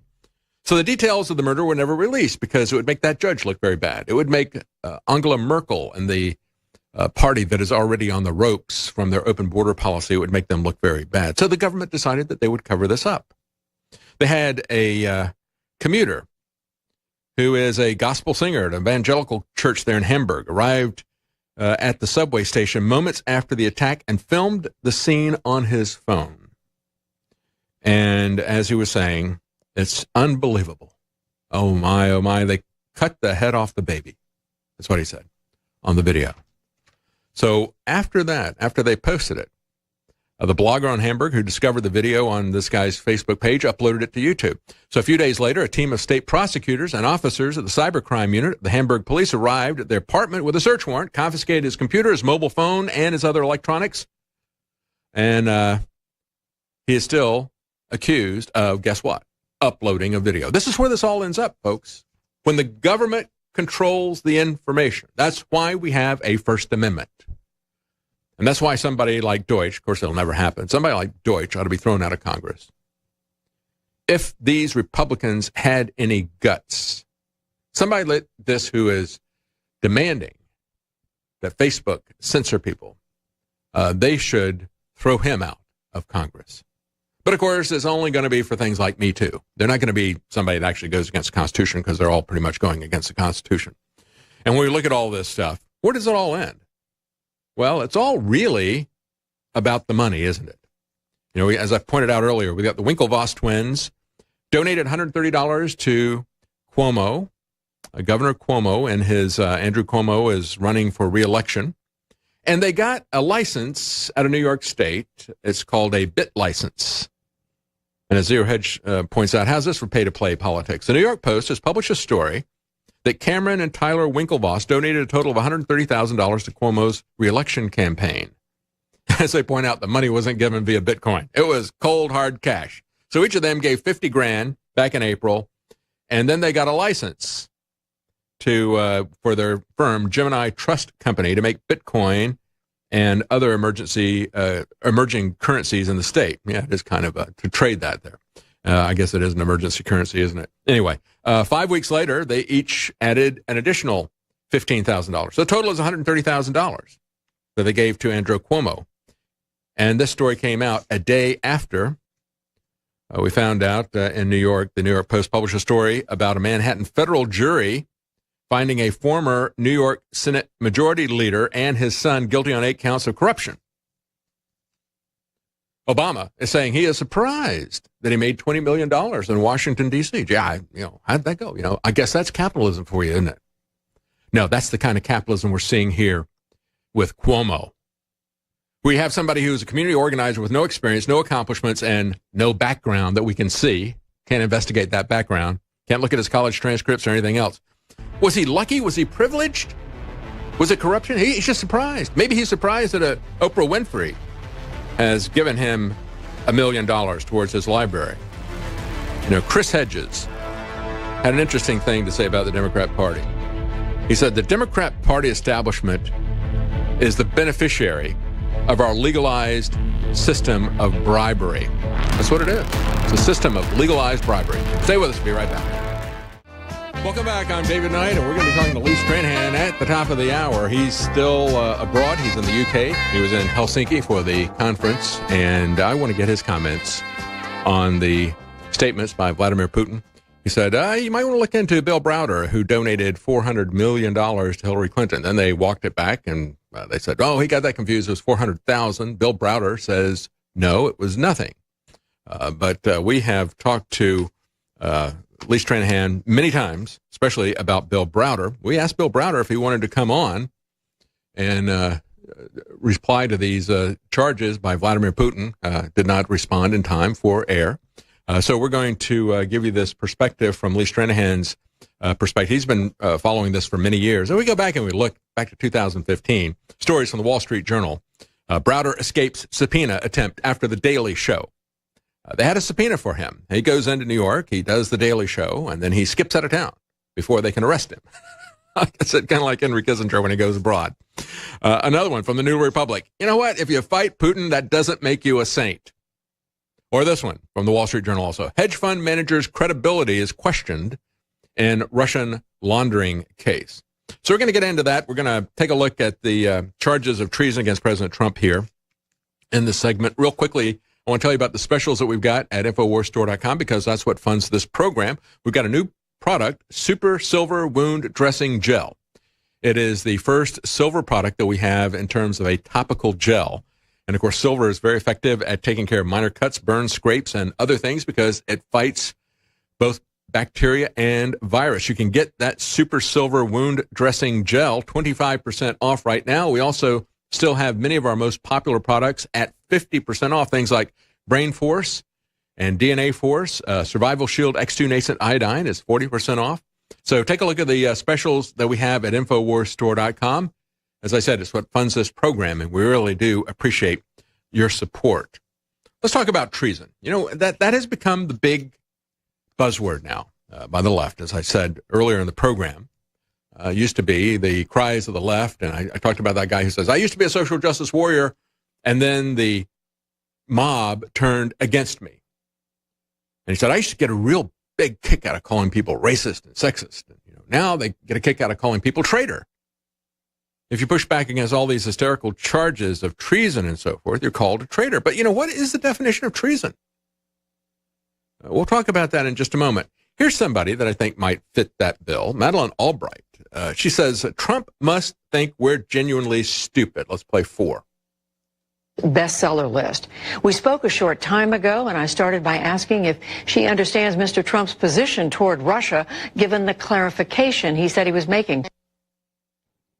No, I'm definitely not clear, because I think that he tried to explain that this was just leaving out an N apostrophe T, but I think basically it's unclear about how he believes, how he feels about Russia, period, in terms of how to deal with them, how he distinguishes the fact that the NATO allies are foes, and that Trump believes, I think, that Russia is his friend and only cares about collusion because he's so uncertain about his own victory. Well, on the question of collusion, and there's no proof that there was yet, but we know the intelligence community has concluded that Russians interfered. The president also said today he now has full faith and support in U.S. intelligence agencies after casting doubt on their work.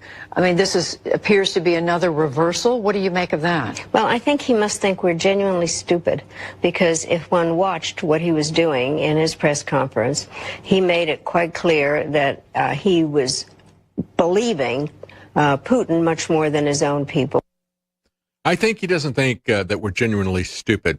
I think he thinks that Madeleine Albright and the people that he's up against are genuinely evil. And if you don't remember Madeleine Albright, of course, she was talking to Judy Woodward there. Let's talk about that time that she talked to Leslie Stahl. Let's play video clip number 3. We have heard that 500,000 children have died. I mean, that's more children than died in Hiroshima. And is the price worth it? I think this is a very hard choice, but we think the price is worth it. Okay, so she's not genuinely stupid. She is genuinely evil. What was accomplished in Iraq? Oh, and by the way, President Trump opposed the Iraq War, and so did Vladimir Putin. Maybe we should have listened to Trump and Putin on the Iraq War. Maybe we shouldn't have trusted those intelligence sources who told us about weapons of mass destruction because they thought that we were genuinely stupid and they were genuinely evil, like Madeleine Albright. She says that Trump is believing Putin more than his own people. Well, they're not his own people. They're Obama's own people. They're the deep state's own people. They're the military-industrial complex's own people. He clarified that. He said, well, I believe the people that I've got working there now in intelligence services. But these other people, they're a bunch of criminals, basically, is what he was saying. And he's right, they are. But let's talk about treason, because I think some of the people are right. They just don't understand what the real government is. You know, when we look at the definition of treason in the dictionary, the definition of treason is the offense of attempting by overt acts to overthrow the government of the state to which the offender owes allegiance. That's the problem. See, they say you owe allegiance to the bureaucracies here. You owe allegiance, President Trump, to the military-industrial complex. That's the real treason that he committed there. And that's the problem that they really have. This is what Justin Raimondo said with Andy War. He said Trump's treason was to challenge the empire, and the empire is striking back. Treason Summit, they named it. That's what they think of a meeting between the heads of two countries that have thousands of nuclear-tipped missiles aimed at each other. Oh, I think they got something on President Trump. Yeah, he's got a lot of nuclear missiles aimed at President Trump. And Trump said that. He said, between the two of us, we've got 90% of the world's nuclear weapons. As Raimondo goes on to say, the extinction of humankind, who cares about that? What really matters is to appease Hillary Clinton's sense of entitlement, and anything else is pure sedition. As far as I can tell, Trump's big sin, he said, was apparently engaging in the following exchange with a grandstanding reporter. Thank you, Mr. President. You tweeted this morning that it's U.S. foolishness, stupidity, and the Mueller probe that's responsible for the decline in U.S. relations with Russia. Do you hold Russia at all accountable or anything in particular? If so, what would you do would you consider them that they are responsible for? He says, yes, I do. I hold both countries responsible. I think the U.S. has been foolish. I think we've all been foolish. And if you don't understand how we've been foolish, look at what we've done in the last 50 years, 81 governments that we have overthrown. We have created the Ayatollahs of Iran. We have created the chaos in Libya. We've created the chaos that is now happening in Syria. As we've got Ron Paul saying, he says, I'm very pleased with what went on. Ron Paul, he said, if two leaders ever have a serious discussion, I would guess it would come out how much we've been involved in when we shouldn't be involved in, let's say, for instance, Ukraine, and how that really occurred. Yeah, let's not talk about Ukraine. If we really want to have a serious discussion about who interfered in which countries and to what extent, Ron Paul went on to say, there is a secret government that likes to control things, and most people know what we talk about when we talk about the deep state. They're very much involved in the media and in the leadership of both parties. So both parties and the media are very, very annoyed with Trump being so independent. That, folks, is the treason. That's the treason. Trump has said, she said, well, now he says he believes it. No, he said he still has no confidence in Brennan, Clapper, Comey. Trump told CBS anchor Jeff Glor, he said, it's been terrible. And he mentioned Brennan, Clapper, Hayden, Comey, Andrew McCabe, Lisa Page, Peter Strzok. The president responded to a question from Glor about whether or not he felt former intelligence agents were out to get him. He said, certainly I can't have any confidence in the past. All of the shenanigans that have gone on, very hard to have confidence in that group. Trump said Brennan was a total lowlife, that even though Clapper wrote him a beautiful letter when he first got in the presidency, he turned against him. Oh, because Clapper is a liar. We've caught him under oath lying about that. Let's play the clip of Rand Paul, video clip number 1. Rand Paul talks specifically about John Brennan. Here's that clip. Commander-in-Chief calling the president treasonous. That's about as overtop as you can imagine. But treason is a death penalty offense. He's describing views he disagrees with. Well, yeah. Is disagreeing with someone's opinion the same as betraying the country? Well, you have to realize John Brennan started his illustrious career by voting for the Communist Party. That's who he wanted to win the presidency back in the 70s, so he voted for the Communist Party. When he came to be head of the CIA, I filibustered him because I thought he was bad news from the very beginning.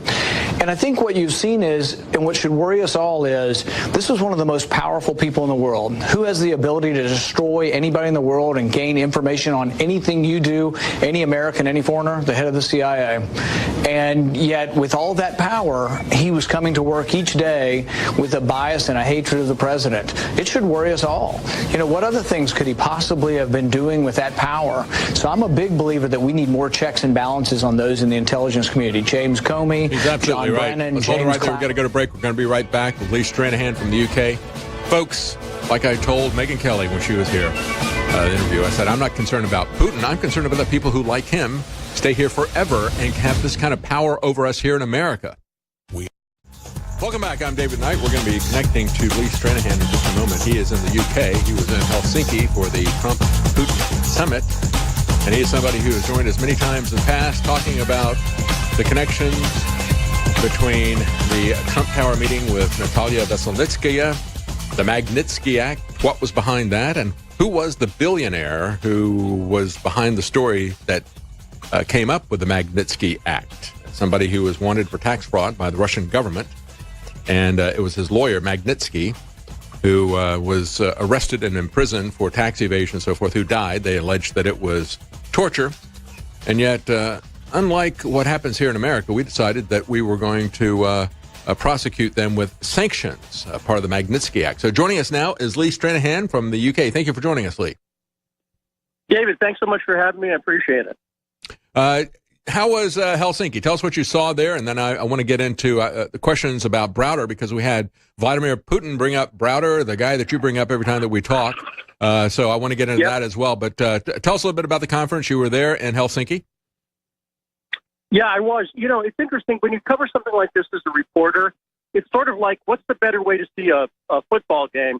To be in the stadium or to watch it on TV? And the answer is, it's exciting to be in the stadium, but if you want to watch it, it's better on TV, right? And so It's very similar.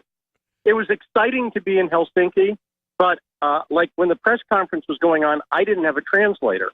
I was just watching Vladimir Putin speak in Russian, and I don't speak Russian. But the translator was only marginally more understandable, I'll tell you, because we covered it live. It's such a heavy accent that it was only marginally better. No, it was, but you know, it was great to be at such a historic event. And even though right now I know the media is going mental in America over it, it was a historic event. And I think it shows the independence that Donald Trump has, that a lot of his supporters voted for him for. I mean, look, this is a guy who was saying, and I think most Americans agree with him, actually, why are we still trying to have an adversarial relationship with Russia? And there's no surprise to anybody. That is not the way he ran. And I think Rand Paul has been one of the only responsible politicians following up on this. Mm-hmm. But you're absolutely right. It was very interesting being there. And the guy who got thrown out of the press conference beforehand, Sam Husani, when I saw that, I was like, hey, I know Sam because I just interviewed him. And I know him. He's been a guest on my radio show in D.C. before. So it was interesting being there because, you know, I knew the guy, you know, I just interviewed the guy who got thrown out. But I think, you know, beyond that sort of drama stuff, what we saw here is Donald Trump pushing back in a big way against the deep state. That's what we saw. And the deep state, unsurprisingly, pushed back against him. That's right. They're saying, we are the government, and you have committed treason against us. I mean, that's really essentially what we're seeing here. And you're seeing, when you say that we've only really seen Rand Paul, he's been very effective in terms of speaking common sense. He's taken on these people in MSNBC and other places, and he is not letting them shut him down. And he's making very eloquent arguments. Why wouldn't we want détente? That used to be a good thing. We said we're going to ease the strained relations, and eventually they got rid of the Cold War, but then they had to bring it back because the military-industrial complex demanded it. No, that's exactly right. And look, the fact that I'm going to make an analogy for anybody who follows Kennedy assassination stuff.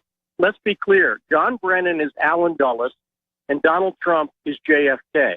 And what I mean by that is I can think of lots of differences between those people, but JFK was pushing for peace. And don't forget, after the Bay of Pigs, which is the CIA operation, it was just a horribly planned operation by the CIA, failed. You had Allen Dulles up there, was fired. And we got to take a break. We're going to be right back, Lee. And, of course, there was also the Cuban Missile Crisis that scared the pants off of everybody. And they said, you know what, maybe we need to start talking a bit more. And I think that would be a good thing when 90% of the world's nuclear weapons are between these two guys. But they don't think so. We'll be right back. Welcome back. I'm David Knight. We're talking to Lee Stranahan, the UK. He was just at the Trump-Putin summit. And as Rand Paul, who so effectively pushed back against all this hysteria about treason, said, so we have to be concerned about people like Brennan. Remember that his first election, he voted for a communist. Maybe Putin is not communist enough for him. I mean, that's my comment, not Rand Paul's. But Rand Paul went on to say, we need to have more surveillance of the watchers. That's a classic question of government. Who watches the watchers? Especially when the watchers watch everything that we all do. That's the real government. That's the real treason that President Trump pushed back against that. But, Lee, I want to talk to you. And, of course, you can find Lee at thepopulist.tv, thepopulist.tv. You've got a lot of articles about Browder. Every time you come on, we talk about Browder. You've tied this stuff all the way back. And, of course, we had Putin talk about Browder at the summit. He made a statement saying that, hey, you might want to take a look at this guy who gave $400 million to Hillary Clinton. They then walked it back to $400,000. We've asked Browder if he would come on and talk to us about this. They have refused to come on and talk. But he has publicly denied that he gave anything to Hillary. So I'd like to get your take on this. Well, first off, Putin was right. He got the number wrong, but it was $400,000. And it, of course, Browder, don't forget, this is the guy who renounced his U.S. citizenship. So he's not allowed to give money. And let me just get this out of the way, too, David. Let me just say this. I want to say I'm actually having lunch with the great George Galloway and right now. Mm-hmm. And I was just telling George, I said, you and InfoWars are the only outlet that has let me talk about Browder for the past few months. And so when Putin mentions him, and everybody else in the world is having to Google to figure out what Putin's talking about. Remember that? Yeah, that's right. That's right. And, of course, Browder went on MSNBC, and they said, so is this true? Oh, of course not. Okay, well, that's fine. So let's move on to something else. They didn't ask him any questions after that. But that was a big part of what that's the money that came through the Zip brothers. He's not supposed to be donating any money. But look at, here's the evidence. The proof is in the pudding. When Browder testified in front of the Senate in the summer of 2017, not one single Republican or Democrat senator brought up anything about him, even the easy stuff, like he's a guy who renounced his U.S. citizenship. That should be easy, right?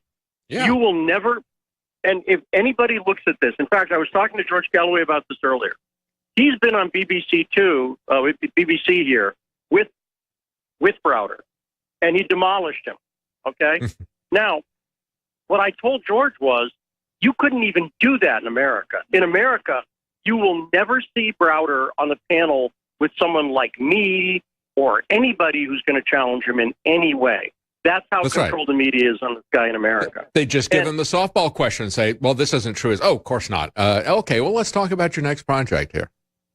Well, and the thing I'll tell people is if they go to populist.tv and they type in Browder's name in the search bar, I've got a resource page.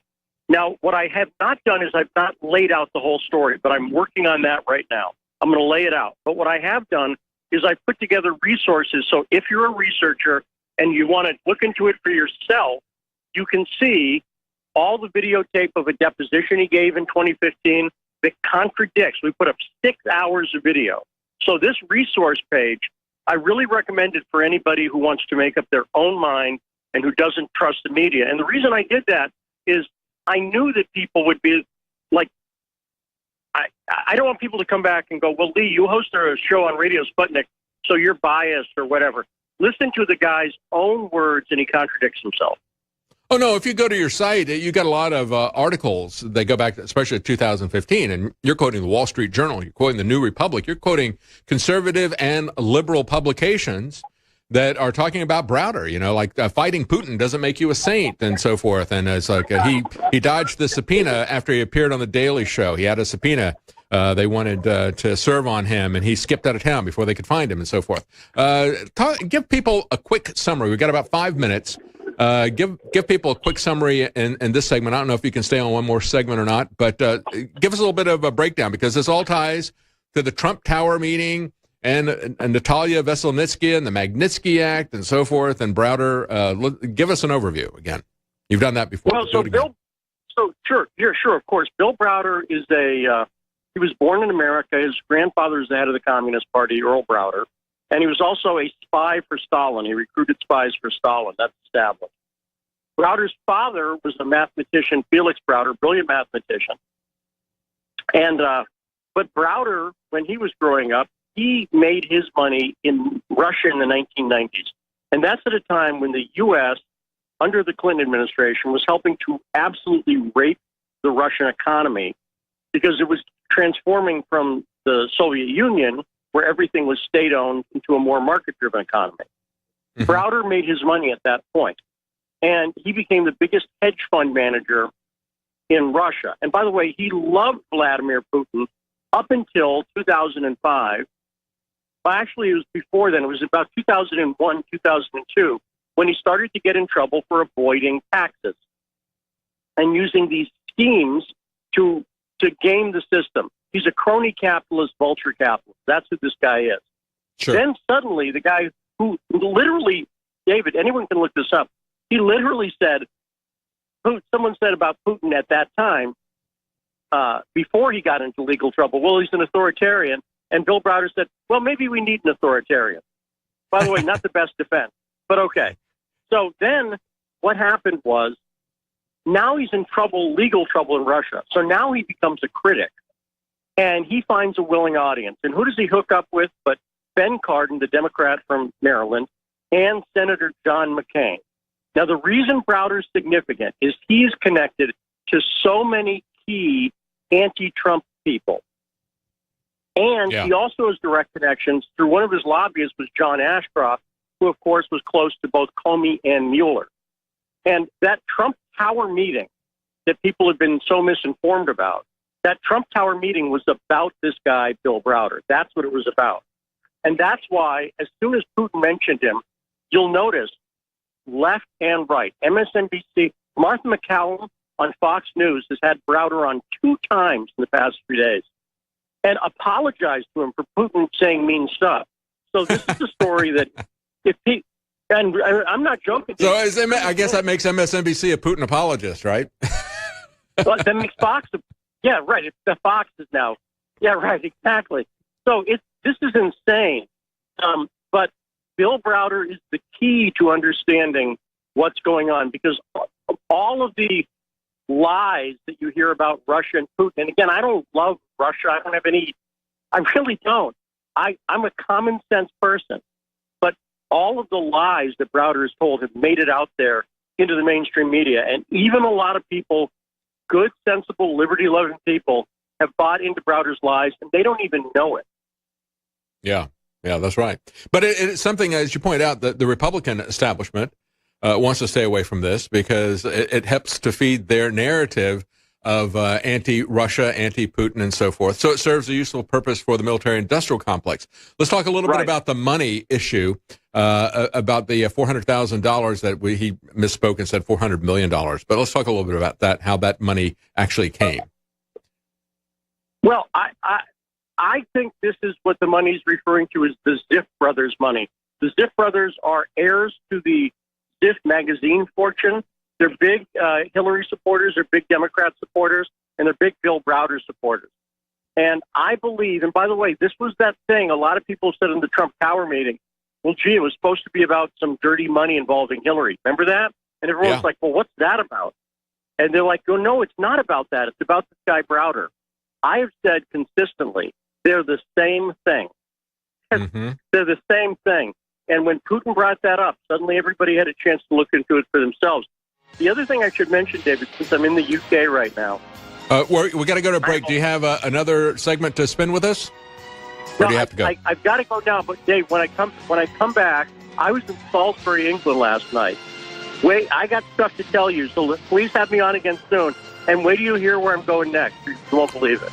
All right. We'll wait that anxiously, and we'll get back with you as soon as you get back in the U.S. And that is Lee Stranahan, thepopulist.tv. Stay with us. We'll be right back. Welcome back. I'm David Knight. In the next segment, we're going to be talking to Joseph Farah of WND. We're going to talk about a different kind of censorship. This one applied by Amazon, another billionaire out there who is going to control what you are allowed to see and buy. But I want to spend the rest of the segment, as we were talking to Lee Stranahan the last couple of segments, talking about Bill Browder, the fact that Vladimir Putin, this guy that Lee has done a great deal of investigation and connecting the dots, because he comes back in through this Trump Tower meeting with Natalia Veselnitskaya, and so forth. It goes back to 2015, as Wall Street Journal reported at the time. Hedge fund managers' credibility is questioned in Russian laundering case, but of course they don't question it on MSNBC when Vladimir Putin came out and said, well, ask him about collusion with Hillary Clinton. He said he gave her $400 million. Then he said, well, we misspoke, meant $400,000.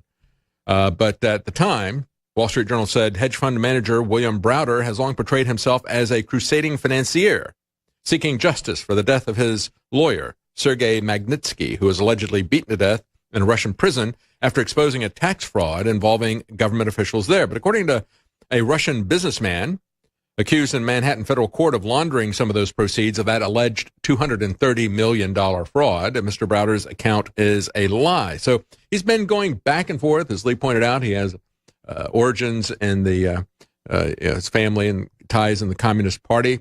He was a big supporter of Putin, a fan of Putin, came in after the fall of the Soviet Union as a vulture capitalist to try to grab up as much money as he could, and only after the tax charges became a issue did he go after Putin and become a Putin critic and a fugitive.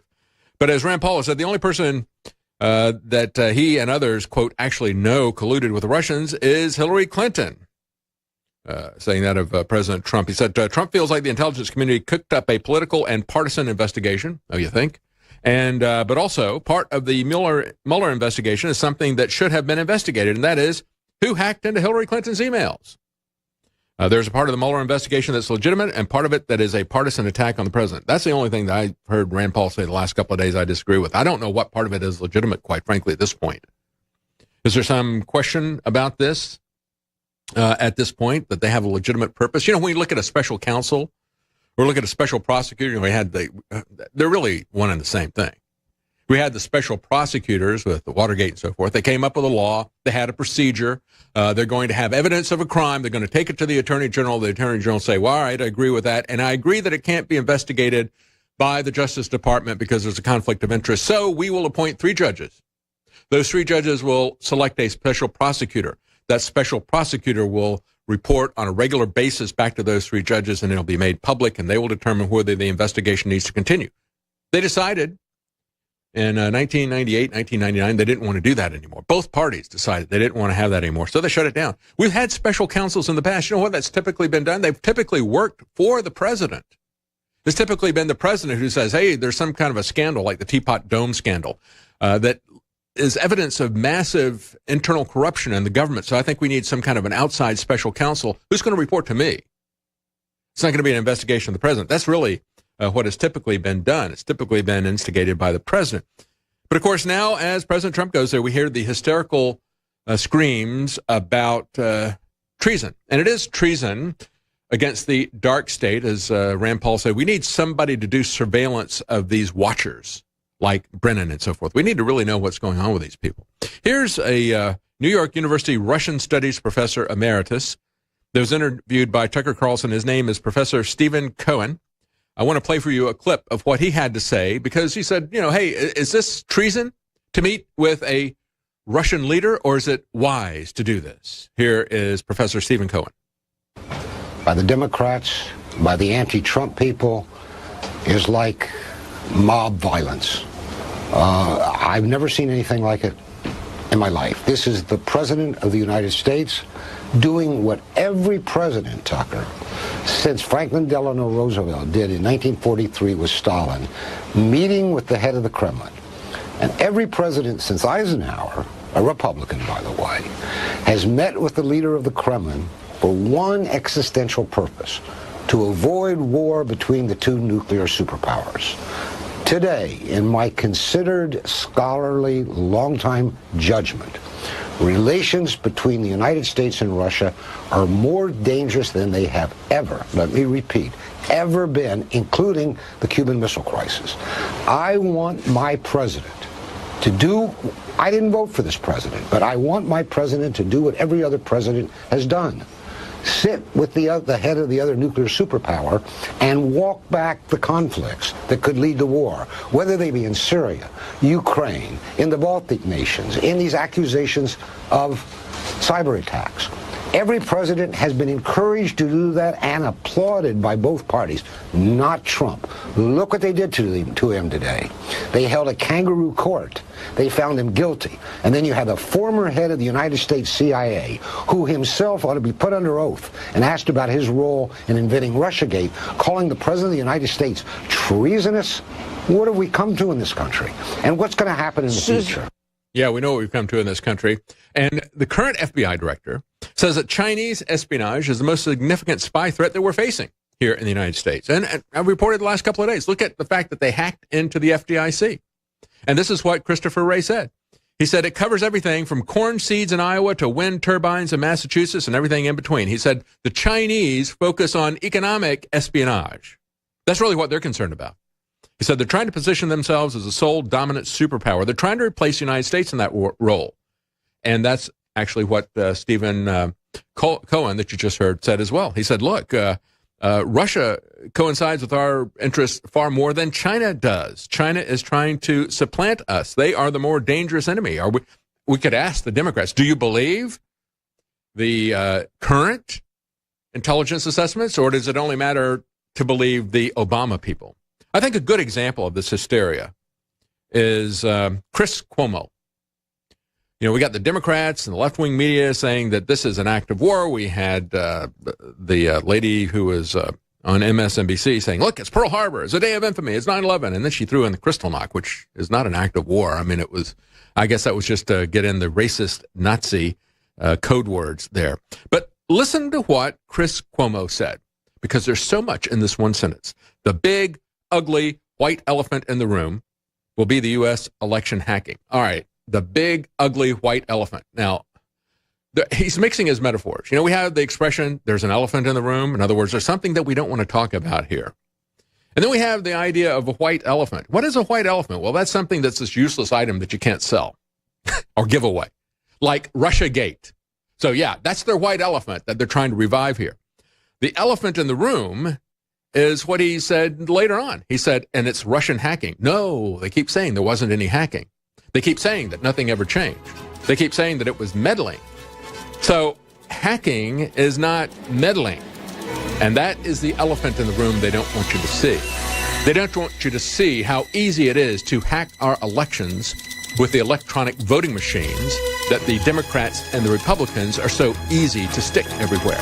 That's the real elephant in the room. All right, stay with us. We're going to be right back with Joseph Farah. Welcome back. I'm David Knight, and joining us now is Joseph Farah. He is the founder, editor, and CEO of WND. He's also a nationally syndicated columnist. He's written many books. We want to talk to him about one of the books that he's written and how the reviews of it were censored on Amazon. They took particular exception to one very well-known reviewer, and they didn't like the fact that he reviewed this book, which happens to be a Christian book. You know, it's not just politics. It's not just Trump politics or conservative politics. They have a long list of things that shall not be named. One of them is Jesus. So if you got a problem, you know, if you want to talk about religion, they're going to ban that. And that's the whole point, folks. The reason that we have the First Amendment talks about freedom of religion and freedom of the press and political speech and so forth is because politics and religion are controversial. That's going to be the first things that people move against. And so the most controversial things are explicitly mentioned in the First Amendment. So we're going to talk about that as well. But let's begin. Thank you for joining us, Mr. Farah. Always great to be with you, David. Let's talk first before we get into the book that you wrote. There's another book that you actually sell called Muslim Mafia.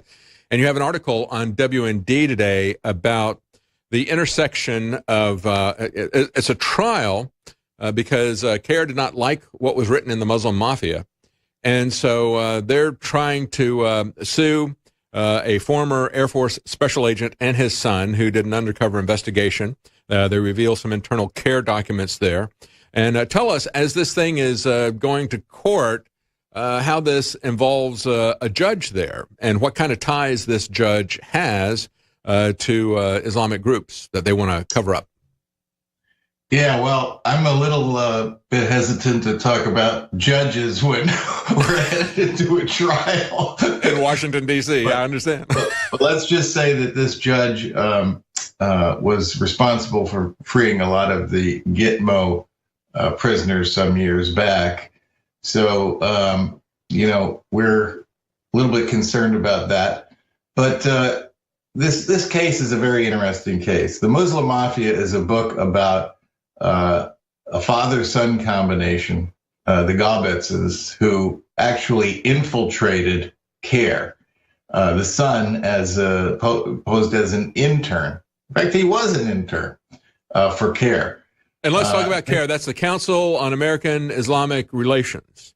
That's and right. Had my former alma mater, the university. They've been very active down in Tampa in terms of, and of course, they've been accused of having connections to the Muslim Brotherhood, to Hamas, and other organizations. Well, those things are proven. I mean, Hamas and CARE are the same organization. That's what a trial many years ago found out, the Holy Land trial. And it was after that Chris Gobbetz, the son, infiltrated CARE, and he became a trusted intern at CARE. And in fact, he was in charge of shredding documents. Only he didn't shred them; he took them home to Pop, and that resulted in the book, The Muslim Mafia. Well, CARE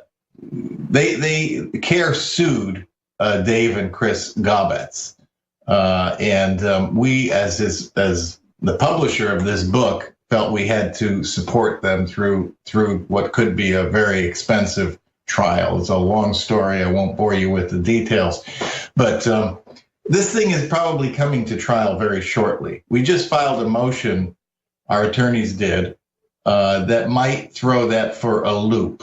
It may result in CARE withdrawing from the case, which would be very good, frankly. And this filing was to CARE filed a motion to eliminate any information about ties between them and Hamas, the links between them and Hamas. Well, that is pretty much our case. So we countered that. Now the judge is going to rule on that motion. And one of the things that's in this article that I think is pretty amazing, it says that they stated in writing their intent to undermine Western civilization and ultimately bring America under Islamic law. That's a bombshell admission there. They got that in documents. These are just the facts that we think are important for the judge to know.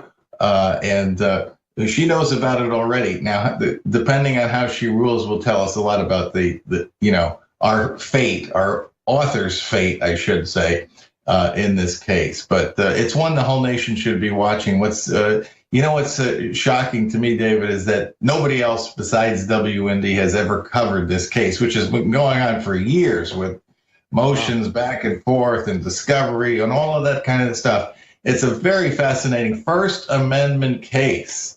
Yeah. Their initial approach was they wanted to ban the book. Well, I imagine they would. That's when we got involved in the case. Wait a minute. You're not going to ban our book. So we're not actually involved in this case other than through supporting our author at this point, because it would have been a terrible mismatch to put him up against CARE. It would have bankrupted any individual by this point after all the years of attorney's fees, et cetera, that have been required. Exactly. So, you're talking about being a First Amendment situation. I mean, you look at the landmark case of Peter Zinger, and the judge at the time said, well, there's no argument that it's true. Truth is no defense. We're going to shut him down. And, of course, it was a jury that came to his rescue. It's a jury that says, no, actually, truth is a defense. And it helped to establish freedom of press and our libel laws. And so it is a very important thing, whether or not this is, it looks like they're not necessarily coming after whether or not it's true. But just trying to shut this thing down and keep it from being published. That's right. Well, CARE is known for its litigiousness, and sometimes litigiousness is just used to prevent certain kinds of behavior. There's a reason nobody else has done this book. We knew it was risky going in. We knew there would be a lawsuit. We didn't know how or who would be the subject of it, but it is what it is. It's been dragging on for years. It's cost us a fortune. And if anybody would like to support us versus CARE in this, you please do so by contributing to WND. In fact, I think it's, again, let me underscore, as you point out here, they have never alleged libel or defamation. They have never defended themselves against the book's claims that they want to undermine Western civilization and bring America under Islamic law. They just don't want the book published. And they don't want to have to deal with that in the courtroom. It's just that simple. Wow. And they've got big enough pockets that they can basically bring you guys to heel. I guess there's not any anti-SLAPP laws that are very strong in Washington. They got different jurisdictions that have different. I'll tell you a quick anecdote. This case goes back, I forget how many years now. But when it started, I called every major law firm in Washington, D.C. to try to find one to defend us. And the first question I asked, it was real easy screening these people. I said, do you represent Saudi Arabia? And I figured I was going to find one that didn't. If they didn't represent Saudi Arabia, that qualified them. Okay. Do you know I couldn't find one major law firm in Washington, D.C. that didn't represent Saudi Arabia? So we had to go with people from outside of D.C. And we got the best. Martin Garbus, who was he represented Daniel Ellsberg in the Pentagon Papers. Daniel Horowitz from San Francisco, who represented Michael Savage when he was sued by CARE. So these guys know CARE, they understand CARE, and they're among the most highly regarded First Amendment attorneys in the United States. That is amazing that you couldn't find a single lawyer in Washington, D.C. that didn't have a relationship. Well, you can find a single lawyer, but you can't find a major law firm.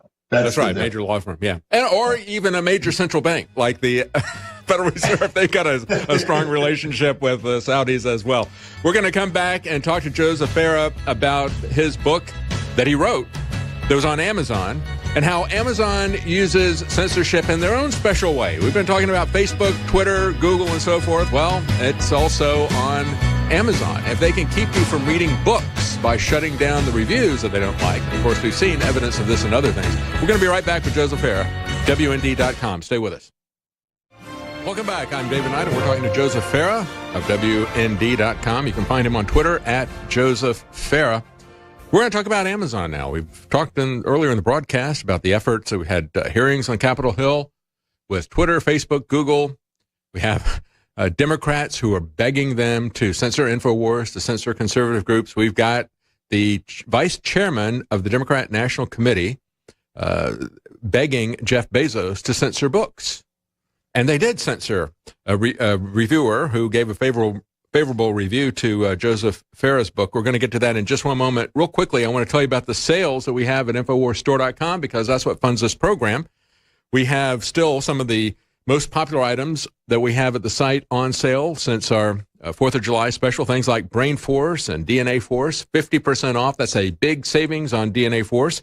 We also have added some additional items. We have 50% off Vitamin Mineral Fusion, BioTrue Selenium. That's BioTrue. That means it's organic. And Alpha Power. All of those 50% off. And finally, we have a new product, Super Silver Wound Dressing Gel. This is very effective in terms of taking care of minor cuts, burns, scrapes. It is a gel, so you can use it topically. It has nano silver, so it's very effective at fighting bacteria as well as virus. And you can get that Super Silver Gel at 25% off at InfoWarsStore.com. All right, let's talk a little bit about, it's kind of an interesting tie-in here, Joseph, because we were just talking about the other book that has been a long-term First Amendment fight. They're not alleging any libel, any defamation. They haven't defended themselves against the book's claims. This book, Muslim Mafia, that you publish inside the secret underworld that is conspiring to Islamize, I guess the way you say that, Islamize America. I guess we could say make America Islamic. Not again, because it hasn't been Islamic yet, but they can do it for the first time. And then we have Keith Ellison. Of course, Keith is a very proud Muslim. He refused to take the oath of office when he became a congressman. He refused to take that oath of office on a Bible. He insisted on doing it on the Quran. And his power base there in Minnesota, where all these Somali Muslim migrants in that community, there is a big scandal that's going on right there. His power base is there, and a lot of politicians there in Minnesota. And there appears to be a lot of welfare fraud that is tied to cash payments through a Muslim banking system back to their home country and everything. But that's where this guy is coming from. But what he's coming after is our freedom of speech. He is begging Jeff Bezos, the CEO of Amazon, to stop selling literature that he doesn't like. And, of course, that's going to be Christian books. He starts talking about neo-Nazi books and everything, but that's just a head fake. They're really going to be coming after Christian books because that's where this guy's orientation is, isn't it? Absolutely. And just so we're clear on this is a genuine threat because what Keith Ellison asked Jeff Bezos was to use as guidelines the Southern Poverty Law Center and who they determined to be acceptable authors and unacceptable authors. Okay, now, the SPLC likes to say that they're fighting Nazis and Ku Klux Klansmen. Okay, which, this is like a fight from 50 years ago that they're dealing with. What they really, their number one enemy is Donald Trump.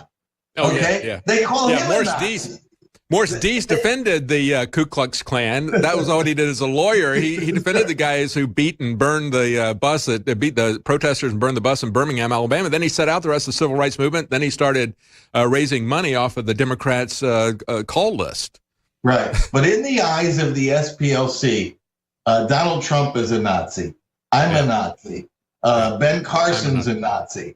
Okay, these are these are the guys who set a would-be assassin on the trail of the Family Research Council, and he went there with an armed attack. And fortunately, the only guy that was really hurt was the security guard and himself. He didn't get to really fire any shots at FRC people.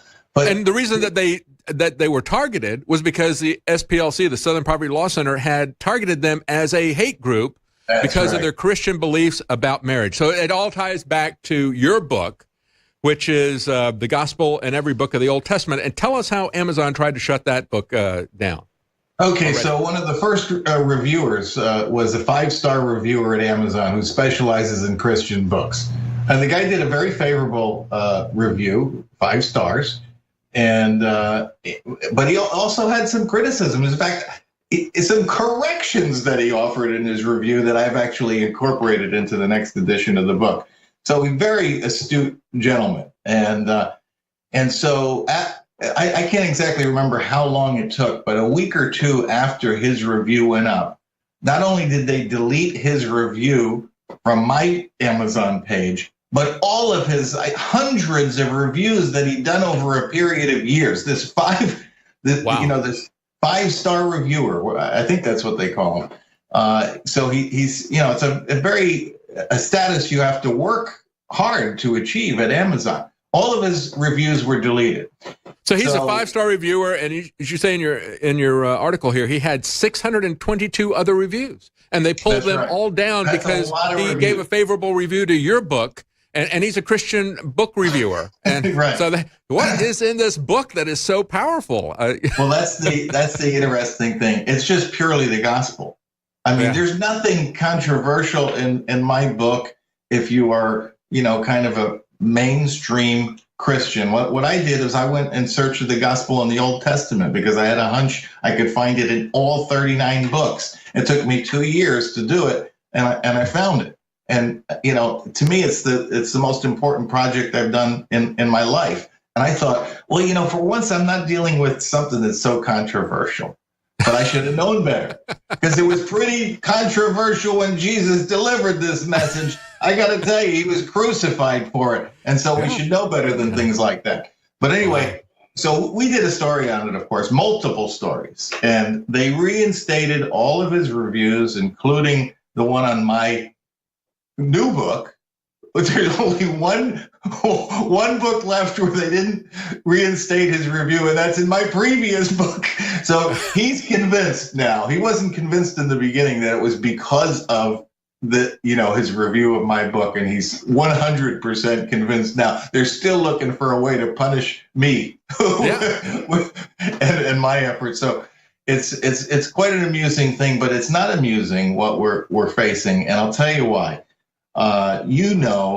And Alex knows very well what what I call the internet cartel represents as the foremost First Amendment threat we face in this country, because these are the gatekeepers to information. Look, it all happens here on the internet, doesn't it? Yeah. And what they want to do is they want to eradicate voices like yours and voices like mine. And they are doing their damnedest, pardon my expression, to do just that. We feel the effects of it big time. So does Breitbart.com. So does Daily Caller. So does all the independent news out there. They know what we're going through. It's a war for survival. And I got to tell you something. This will affect every single person in terms of the kind of information they will be able to get from the internet, and also the kind that they will be able to post on the internet in the future. Yes, that's right. I mean, it's absolutely amazing to me, Joseph. You know, we look at this and we got a Congressman Deutsch is begging everybody that comes before his committee to try to shut down InfoWars. And then you've got Keith Ellison demanding that Jeff Bezos shut down people that the Southern Poverty Law Center doesn't like. These people are hardcore anti-First Amendment, and they have the same tactics as Antifa. I call Antifa, I say they're anti-First Amendment. That's really what it stands for. They're not against fascism, because what they're giving us is a kind of fascism, a kind of censorship. And it's really kind of scary to see how the Democrat Party has totally embraced this at the leadership level. Let me tell you something else that's scary. Google, YouTube, same thing. Facebook and Amazon and Twitter all use the Southern Poverty Law Center to set their standards, their content standards right now. So the fact that Keith Ellison is asking Amazon to use them as the standard is not like a crazy idea to Amazon. They already like the Southern Poverty Law Center. So how long will it be before the Southern Poverty Law Center becomes the most important gatekeeper at all, since they're working for all of these companies right now, the top 5 companies that on the internet? It's amazing. Really scary. These Democrats like to say they're pro-choice, but they're not pro-choice when it comes to what you read or what you pass along to other people or what you're allowed to see. And they also, as they push against all this stuff, we understand exactly where they want to end up with this. And it is basically a book-burning society. I mean, this is what the Nazis did. You want to go back to the Nazi analogies? You know, one of the first things they did was have bonfires of books and so forth, because they don't want free speech. They don't want debate. And that's exactly what we've been talking about. Well, thank you so much for joining us, Joseph Farah. A couple of great books, The Gospel in Every Book, as well as the Muslim Mafia that they've tried to shut down at WND.com. And you can find Joseph at Joseph Farah. Thank you for joining us. That's our program today.